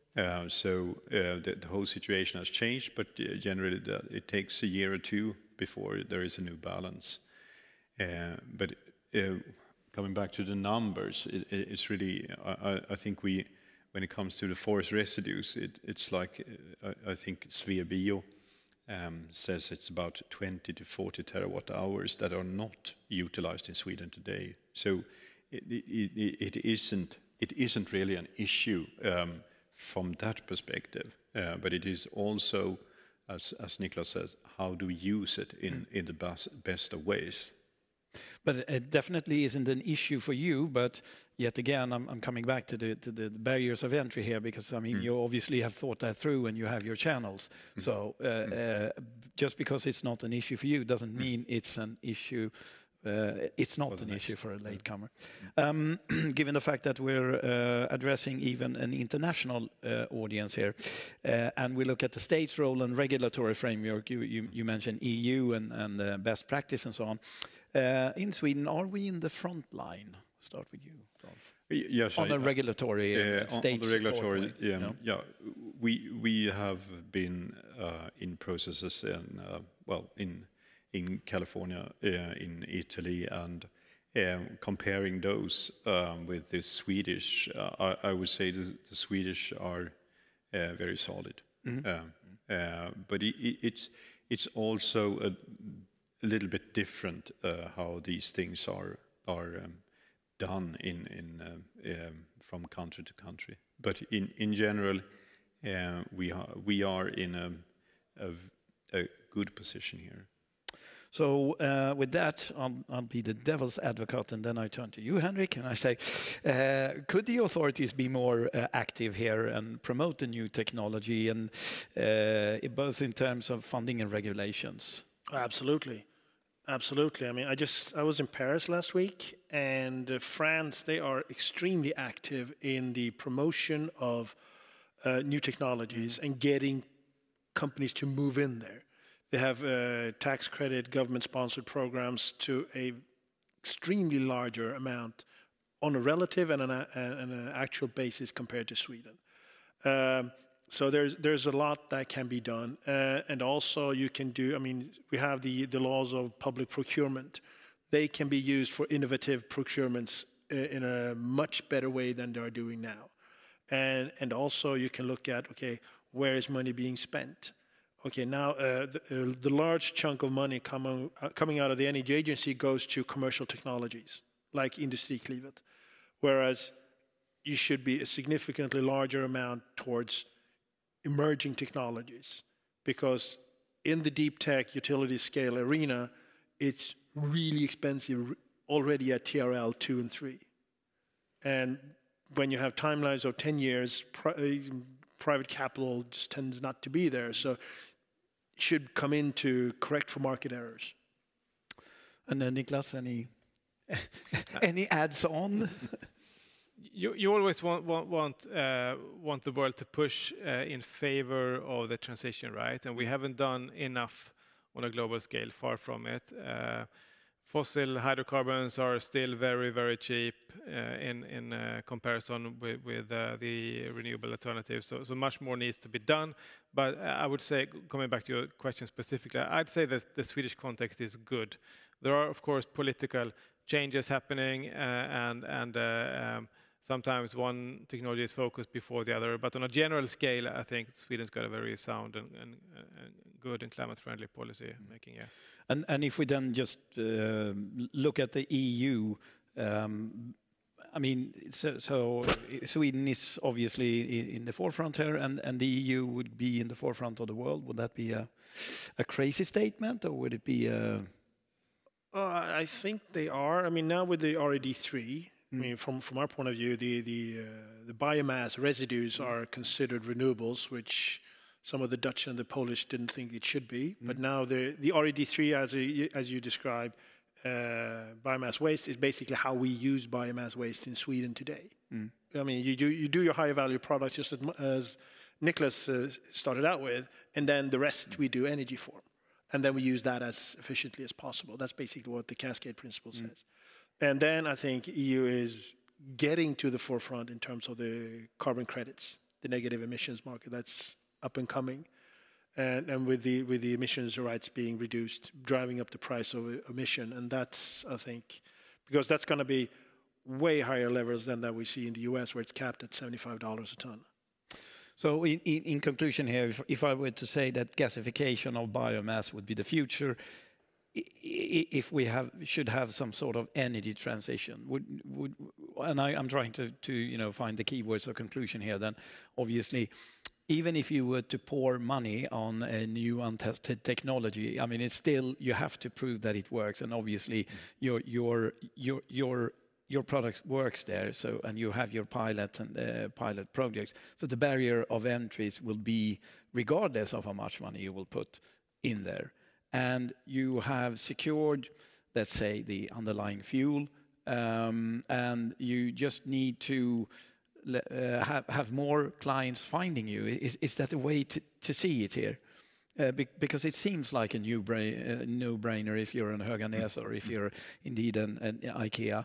That, I mean, you actually add value to the bottom line. Would you agree or disagree? I would say more or less yes. Yeah, but again, things. I was thinking a little bit about what you said here.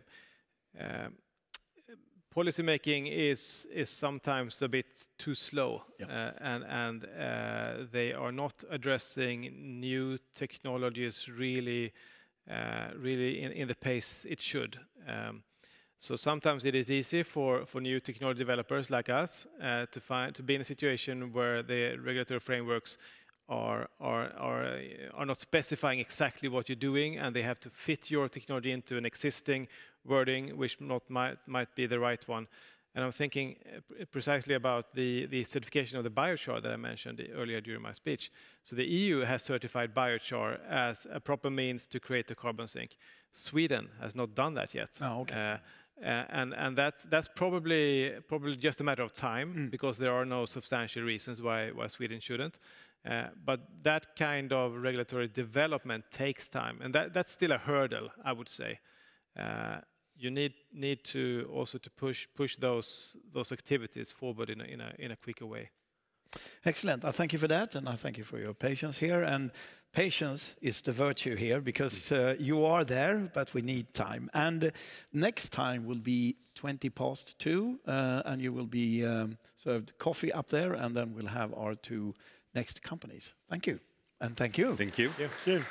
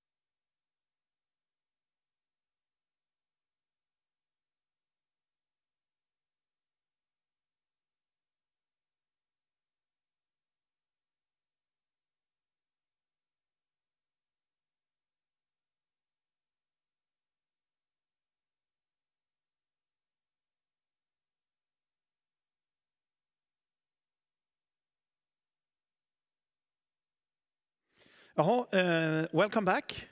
We will remain in the energy sector, but focus on products and measurements, control and data analysis. So please give a warm hand to Nils Lindgren, CFO and IR for Gomero. Välkommen. Tackar. Hi, good afternoon. My name is Nils Lindgren, and as said, I'm the CFO of Gomero Group. And we enable predictive maintenance within substations. So we do this by installing sensors, collecting real-time data for analysis. And by doing this, we can improve the sustainability and efficiency for maintenance work at substations. So what the customer gets is automation, data insight, and analysis. And a little bit of who is our customer. Our customer, as I said, substations. Substation is the node that connects the electricity grid together. And this is how the electricity grid in Europe looks. It's been built out since the last 130 years. It looks pretty much structurally the same all over Europe, all over the world. And we've kind of taken this for granted. It looks a little bit like the road network. We take it for granted that it works, the electricity comes to us when we want it. And I've been working with this for about 20 years. No one has ever talked to me about the electricity grid, up until the last couple of years. Everyone got worried. My God, my electricity bill is so high. And I have to pay so much for electricity transmission. What is happening? There's something coming. There's something happening to our environment that we're working in.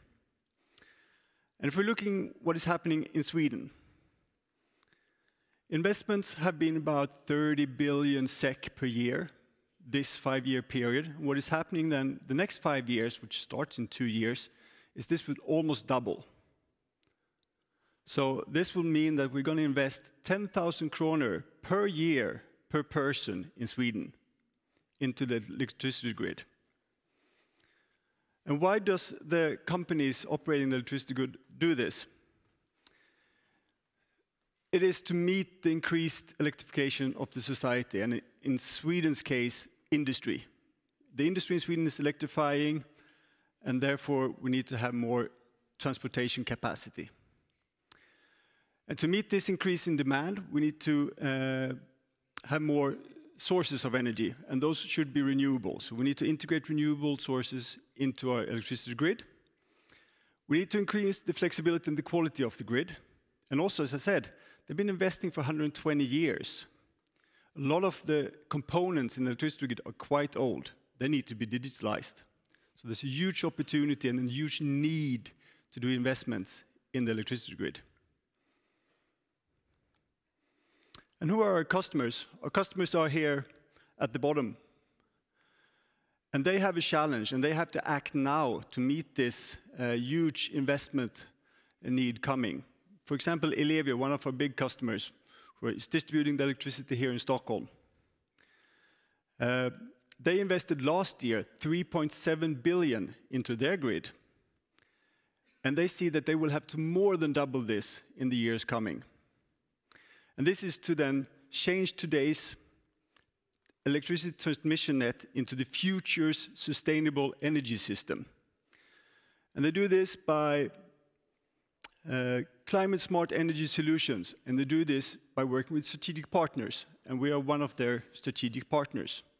Just as we are with Vattenfall, Öresundskraft, and Deutsche Bahn when it comes to our expertise. And what is it that we do then? If you look how maintenance work has been done traditionally, it's been schedule-based, labor-heavy. So service technician team is sent out to site. They might have to drive 2 hours, 30 minutes to come to site. They don't know what's happening at site. They just know they have to go there. Worst case, they have to go to site because there's an alarm being set up off in the operation rooms, and they don't know what tools to bring, for example. So how can we solve this issue? Coming back to the transformer station again. What we do is that we install sensors and components that automate the maintenance. As I said, these stations have been built during 120 years. A large portion of the components are quite old. The average age of the components in the Swedish electricity distribution net is 30 years old. So they are not connected, they're not digitalized. That is part of what we do.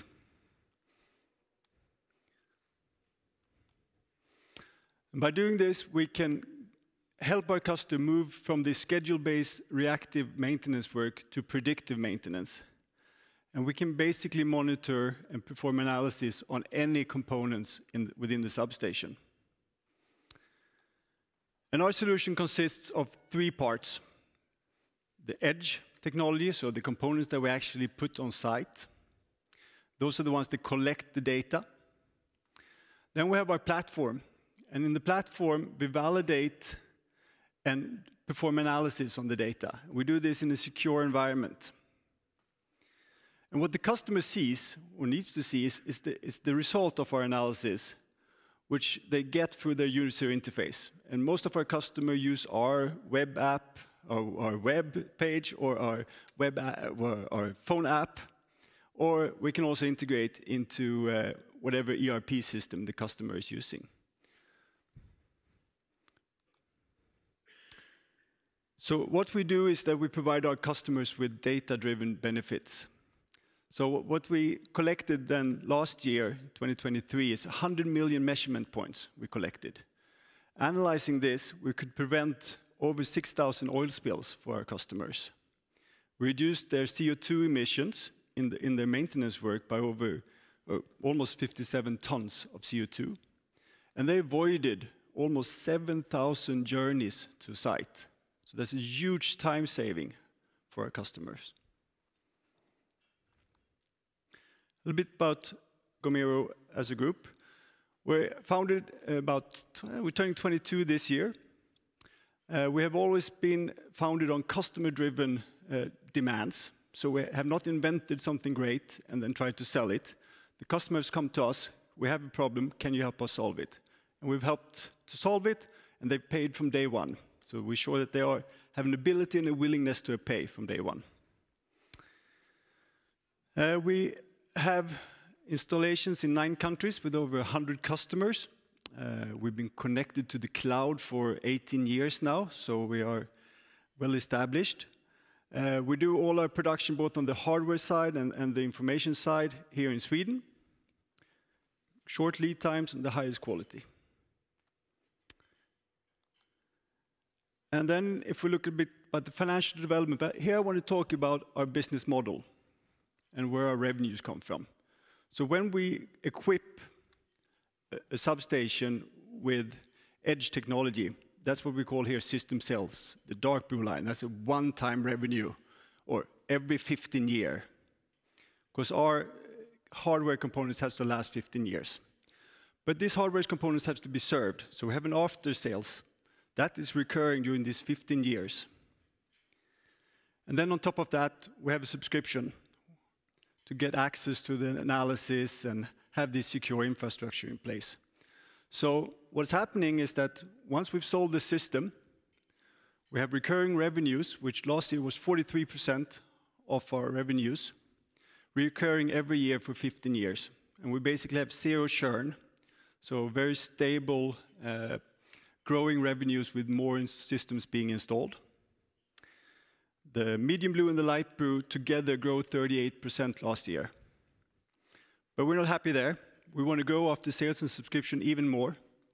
So per system, we want to increase the number of krona they pay per year for after sales and subscription. And we do that by providing even more customer benefit. We want to grow on the penetration side. We want to have more sites with our customers. We want to equip all the sites with our customers in the end. And as I said earlier, the electricity system looks the same all over the world. We are now in 9 countries. We want to grow in more countries internationally. We listed in 2018, and as you saw on the previous day, we've been profitable ever since.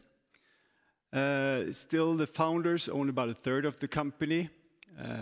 With our chairman and some other of the management and the board, we own about 15% of the company. We have 2 financial investors that own 20% of the company together, so we have a fairly small free float, but it's still trading on a spotlight market. So to sum it up a little bit, what we provide is sustainable, profitable growth. As I said, we've been profitable ever since we listed, and we do this by being innovative, working very close with our customers, listening to them, solving their problems, making sure that we get paid from day 1, because then they will pay day 2 and year 15 as well, and then they'll buy a new system year 16. Clear customer benefits, providing predictive maintenance. Coming back to quality. The hardware and the systems have to work for 15 years. So they have to be very robust, very reliable, and secure. IT security is high on the agenda for all our customers. And we score very highly there. So in the end, we create value by building and maintaining long-term partnership, both with our customers, our suppliers, our employees, and our shareholders. So to conclude, we are sustainable, we enable predictive maintenance, and we innovate through curiosity. Thank you.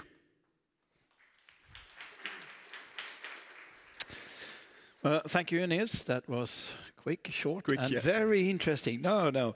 But can I just start by exposing my ignorance here and say, are you a software AI company enabling energy distributors, or are you an energy supplier that uses the latest technology? Where shall we put you here? We're not in the second camp, for sure. We are somewhat in the first camp. For sure, we are a software provider. But what is unique with us, we have the hardware and the software together, really giving that full solution to the customers. So they know they can come to us for the hardware, for the communication platform, and for the analysis or the software side, so to speak. So they can rely on us for the full. So you're using the latest technology, and may I expose my ignorance here and say, is there any patents involved in this? Do you need patent protections? Nope. No. We don't believe in patents, really. As I said, we work very closely with the customer. Yeah. The customers come to us with a need, a query that they want to have solved, and we help them solve it. Our customers are natural monopolies. Of course. So there's no competition between them. So when Vattenfall has found a good supplier in Gomero, they tell Ellevio. When Ellevio is happy with what, they tell their neighbor, so to speak. And if we look at your, let's say, competitors, and if we exclude the old bad ways, as you describe here, going out and checking and not knowing what, are there any other competitors that you meet in the door, or is it old technology and, let's say, lack of knowledge of you? No, I think our customers are pretty well informed, but they are slow moving. Okay. As I said, it's taken 120, 130 years to build out the electricity grid up till now. The electricity consumption has been stable in Sweden for the last 35 years. It's been a lot about maintenance, as we said, not a lot of new investments.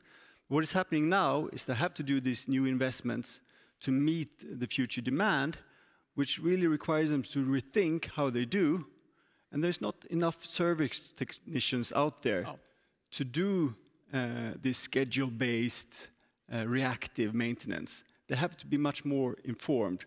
And what we see is some of our customers, they're moving the maintenance part of their agenda higher up on the strategic agenda.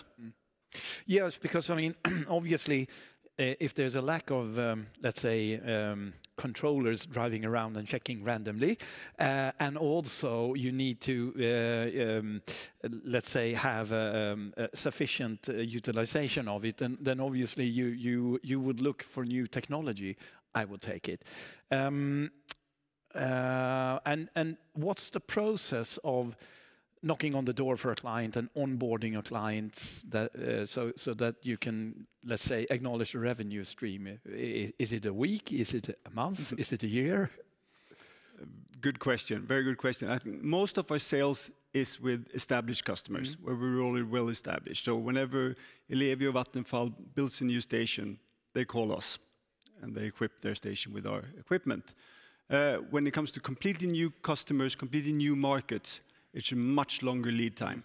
And we see that trying to get into new territories, that it takes time.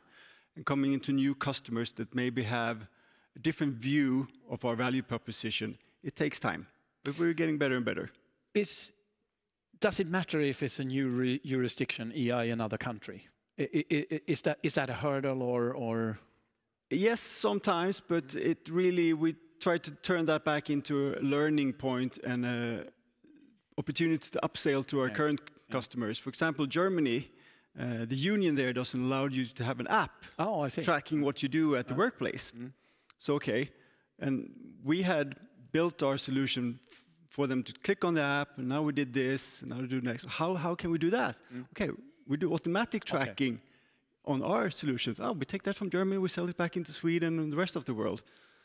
It gives us more recurring revenues, more after sales revenue, better control.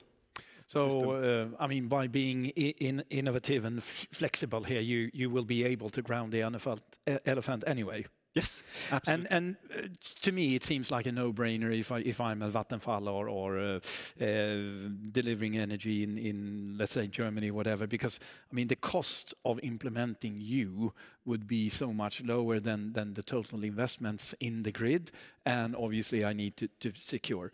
So, first question is, why are there not clients banging on your door? They may be. And how do you find the clients, or do they find you? Do you really need to work that hard? No, we need to work that hard. As I said, the clients that we have, they understand our value proposition. Some of them, when they do a new build, they install it, but they don't do our installations on their old substations, for example, which we think is a bit weird. So then they end up with a mix. When you come to a new customer, it can take a lot of time. You can have the maintenance organization saying yes, and then you have the IT person saying, no. So it takes time to convince all those different stakeholders within the companies that... because you're unique, one could say. So it takes a while since we have the full solution, yes. Yeah. If we look at the mixture of your revenue or your sales, system sales, after sales, and subscription, is that something that you will keep, the percentage difference there? That's the bulk will be, as I understand it, the system sales, or would you like to have a third of everything? Is there a thinking there, or is it just depending on the client? I think we haven't reached that level yet where we're that stable. We want to grow our penetration, which means more system sales. Okay, you start with system sales. We start with system sales. It starts there, and then for 15 years, you have the aftermarket, after sales, and the subscription. So, of course, we want to have a lot of system sales, because that means that our installed base of systems increases, which gives us more after sales and more subscription.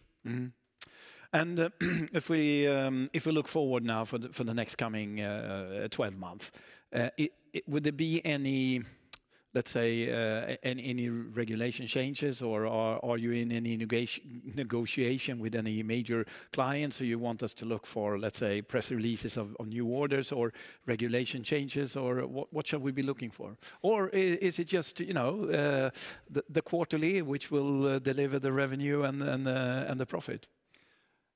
No, I think on the regulation, like natural monopolies. So the way that we are charged as consumers to the electricity grid is very well regulated. And that period for Sweden is set for the next 4 years, until 2027. So we don't see any changes there going forward short term. And otherwise, I would advise you just to follow our news flow both on LinkedIn and on our homepage for more updates and news. Steady as you go, as they say. Excellent. Thank you so much. Thank you. Very interesting. And I think we will give you a warm hand as you leave the floor. Thank you. And now it's time for me to introduce Martin Edlund. Hello. CEO of Minesto, targeting electricity companies' source of renewable energy is as clean as it gets, as it derives from the ocean. Am I not correct? I think you're correct. Excellent. So enlighten us. It should be very interesting. Thank you. I'll do my best. Hi, everyone. It's really good to be here. My name is Martin Edlund. I'm the CEO of Minesto. We're here to talk a little bit about ocean energy and a unique technology and a unique company as such. You've heard the word sustainable, I think, too many times, maybe this afternoon here. This is in that sphere, of course. And in order to create sustainable societies, a sustainable planet, we need renewable energy to fuel the whole system. So generating technologies that produce green energy is at the backbone and core of all of those things. There are not so many such radically new innovations that will add to the energy mix for the future. What we do with ocean currents and tidal currents in Minesto is such a case. We are, as we speak, right in the middle of an emission of shares, and there might be some room to participate if anyone is interested in that. So what is it that you see here? You see a kite that produces energy by riding on tidal waves and ocean currents. And this is a towing photo from a drone. You will not be able to see it when it produces because it's completely submerged. I'll give you a little bit more on that as we move on. But first, I would like to celebrate a little bit with you the milestone we reached in February as a company. We grid connected our full-scale 1.2 megawatt power plant, the so-called Dragon 12, to the grid in the Faroe Islands together with our first customer there, the local utility SEV. This is a real significant event, a milestone in the history of us as a development company. Because this is the backbone of large-scale build-out of arrays, underwater parks, similar to what we see in the wind industry, with many units connected, feeding as a system into the grid. And of course, you can imagine, before you have the core product in place, proven, delivering stable electricity to grid, it's not easy to push project at the scale of billions or hundreds of millions through the commercial process. So this is what we have in place, and it's not just about the core production phase of the systems, it's very much about the logistics, the installation, the launch, the recovery procedures. I'll see if I can give you a little bit on that as we move on. And of course, this is recognized by industry and by more actors and globally than we've seen ever before. I mean, we're listed at First North. We've been really pushing our technology. It is exciting. So I think we've done well historically in sort of spreading the world of who we are and what we do. But what we have seen after the February launch is at a scale never seen before as a company. We get 10 times more publicity of anything that we push out related to this full-scale device.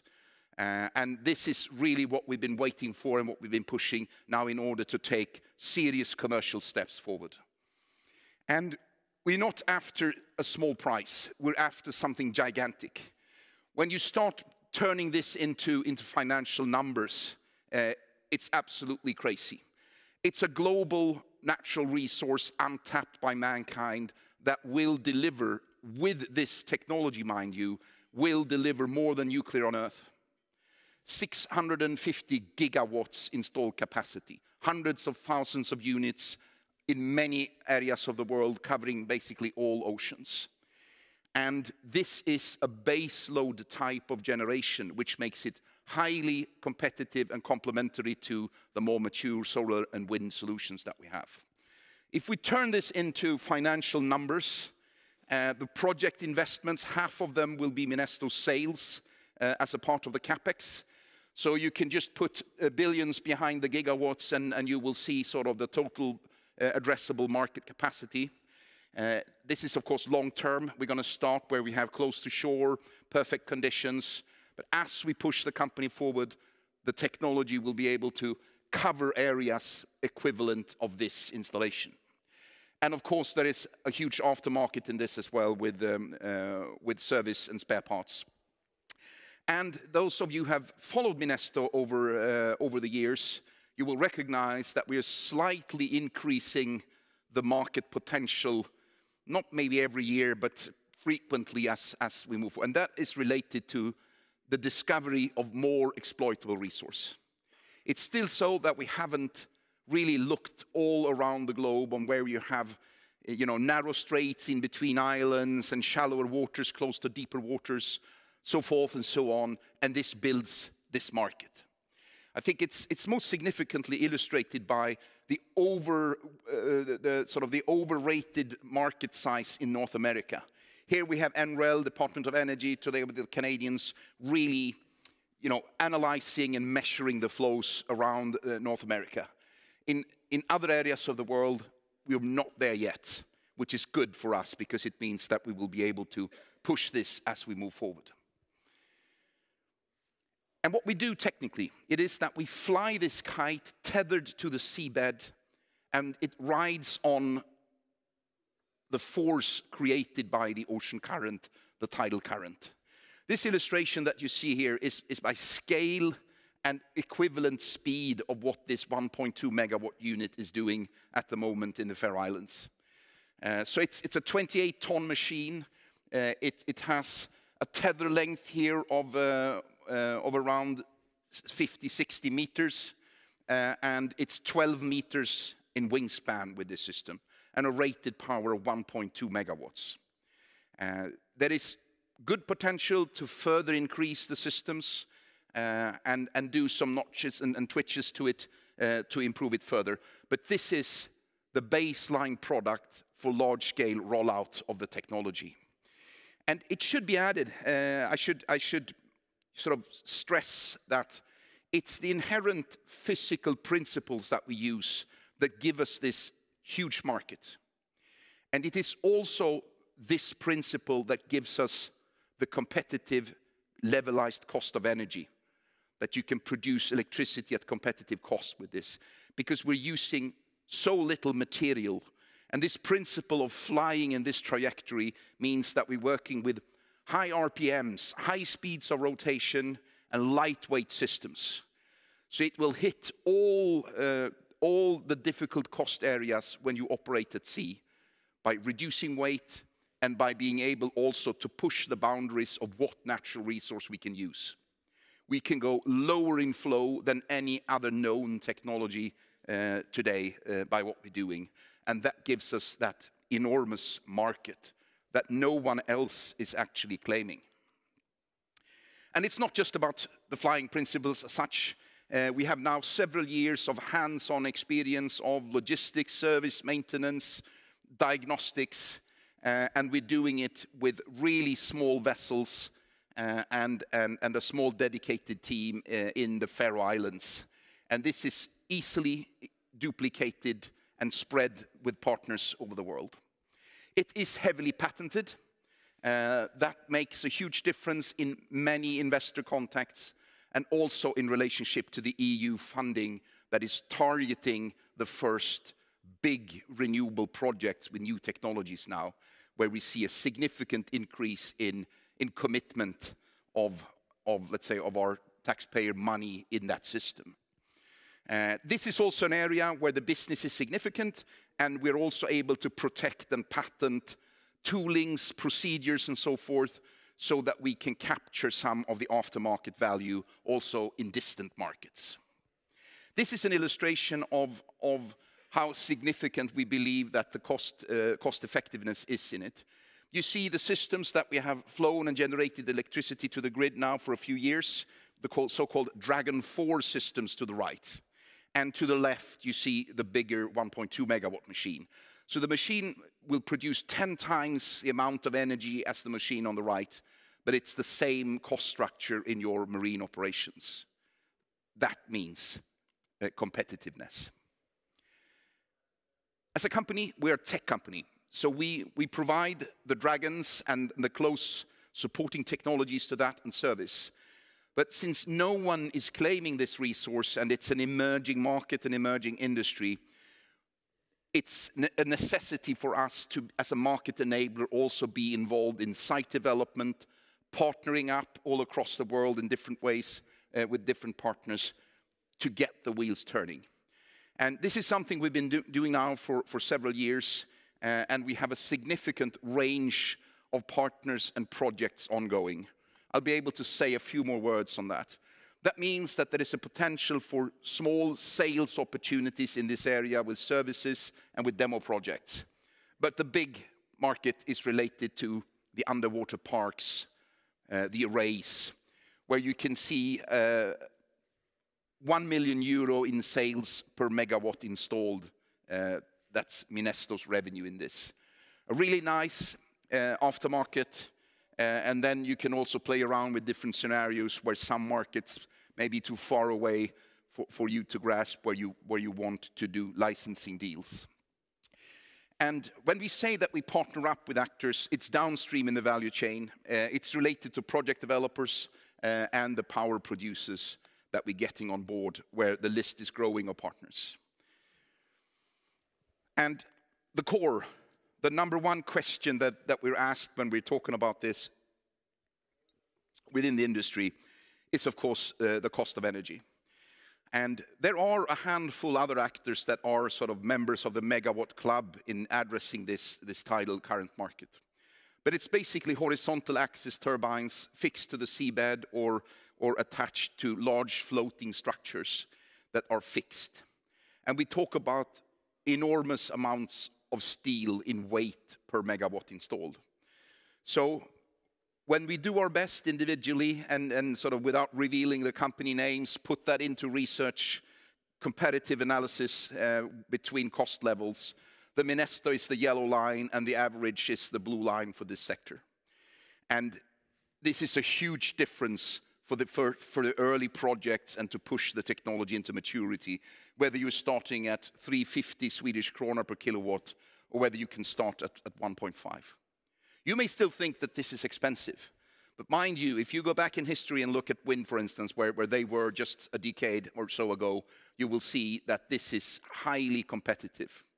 And this cost reduction that you see here is just conventional learning curves. We're not adding a lot of scale increase or other innovations into it. So it's just sort of the engineering, grind, and manufacturing that will push us in this direction.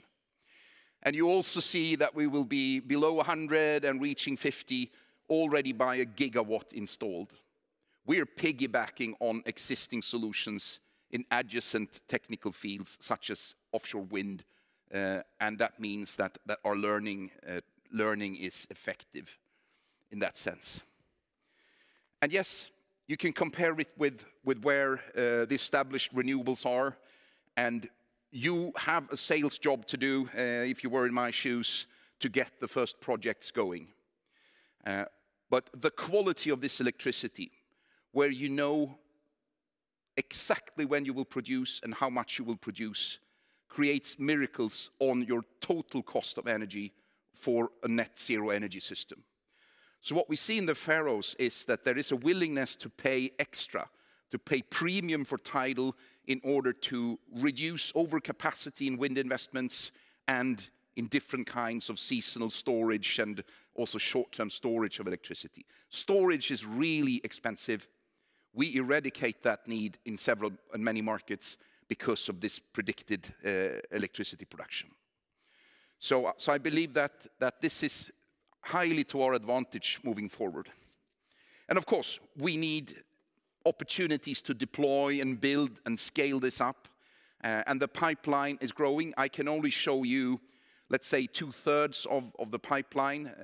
There's a lot of feasibility work ongoing with large partners that want to remain sort of non-disclosed at this moment.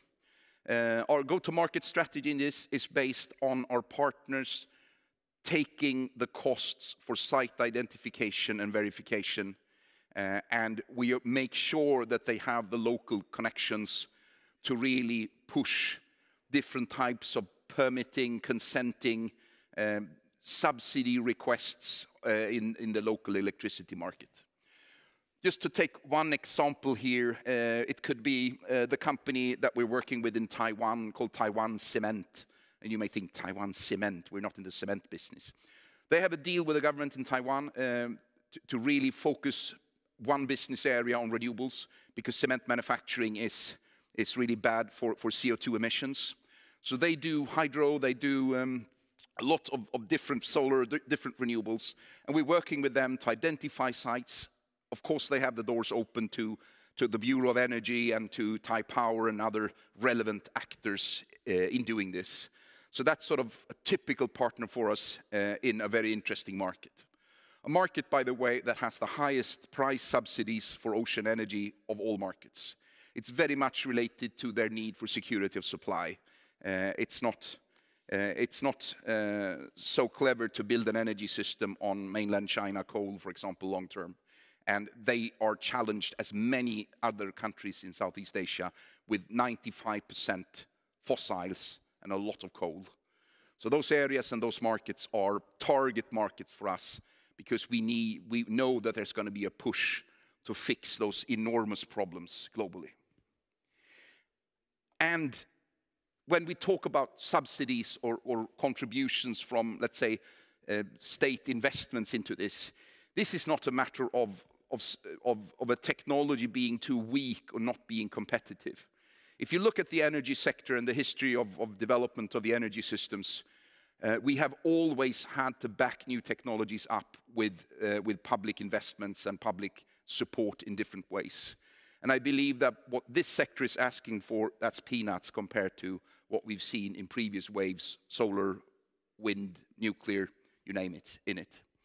And this is not general money. It's money targeting exactly the type of projects that we're looking for. And it's not by necessity so that this money will go into the mother company, Minesto AB. This can be targeted for the projects, so we can sell our hardware into the project-based companies. So this is at the core of accelerating the commercial process. And it's a significant amount of funding that is and will be available just for the few years ahead. So that's a very important component when it comes to valuing the company and looking into the future of what we may and may not be able to achieve. So I think I will hold it here. Just summarize, say that having reached the industrial milestone of the megawatt scale machine, seeing the trends like this really in our direction, and for Minesto as a company now have a position that is not only in our slides as a leading technology to conquer the ocean currents. I believe that's very important for us in the future.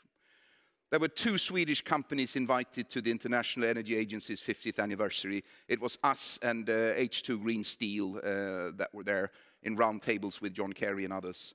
So I believe that the need for innovation in renewables is absolutely understood, and we are there to contribute in that sphere. So thank you very much. Very interesting, fascinating. Rights issue, last day of trading is today. Anything to add on that, or? Well, I mean, the market isn't perfect. No. We know that all of us that hold shares, we suffer in that. But it also gives opportunities for new owners to come in, and what we perceive is too cheap. Yeah, no, of course. And if we look up a little bit, I mean, it seems also like a no-brainer here. But who do you compete with? You mentioned patents and you mentioned partners. Are there any other one who compete with you in this direct field, or is it alternative energies? Over the last 20, 30 years or so, we've seen more than 100 companies and projects going after this resource. And there is maybe 10 serious actors in this. The other ones are in the fixed horizontal axis turbine sphere, and they will address a smaller niche market with really high intense flows. And they've been at it for a while. And I must say that our thinking here around why is it so slow for them is that they are not reaching the cost of energy levels that the big project actors are asking for. Okay. So we are a fresh wind in this to really get going with large-scale deployment. Given the insight you have in the industry, is there a scope for a consolidation in the sector? Is there, a scope for the General Electrics of the world to take care of this? It's a little bit of a provocative question, but you're out there. If I may be a little bit cocky here, I'll say that Yes, that we are by no means interested in that other stuff. Okay. We have a core technology that has the potential to conquer the world and be the de facto standard in how this is done. Okay. So synergies, they should be sought with, for example, offshore oil and gas companies that sit on operational assets, vessels and capabilities to exploit ocean resources. They are long-term looking to protect their assets from being stranded, so that's a good area to seek synergies. Of course, in manufacturing, with guys like ABB, Hitachi, GE, that kind of actor is in it. And there are synergies with the big project developers, Iberdrola, Ørsted, Equinor, and so forth, that sit in the driver's seat when it comes to the global population of the oceans with wind. And obviously they should have any interest in you. Yeah, that's our job to get them on board. Excellent. And going forward, I think I asked every company here, what do you want us in the market to look for going forward for the next coming 12 months? Well, I want you to expect us to harvest commercial progress from the big milestone with the megawatt system. And I would assume that when you introduce a milestone or a contract, indeed, that may take some time for us to understand which one you have the contract with, because obviously your clients are so big, so they may actually tell you when you can, release it. Is that correct? I mean, that is the case in some, but on the other hand, when they've decided and when you're contractually engaged, then it's obviously so that we will be able to tell the market that in almost all cases. So. Excellent. So we will be having a very, let's say, interesting year to look ahead of when it comes to news-wise. Yes, you have. Well, Martin, thank you very much. Thank you. Extremely intriguing, I would say. And if you have any further questions, I think Martin will linger around. Yes. But with that, thank you very much. It's time for us, Naventus, Nasdaq, Nordnet, and Investor Target, to thank you all, companies and viewers, to attending and making this the 12th, I was told, Naventus Renewable Summit. You will find every detail on the webpage where you clicked in to visit this, and indeed, obviously, for each and every one of the companies. So with that, I thank you and wish you a pleasant evening. Thank you.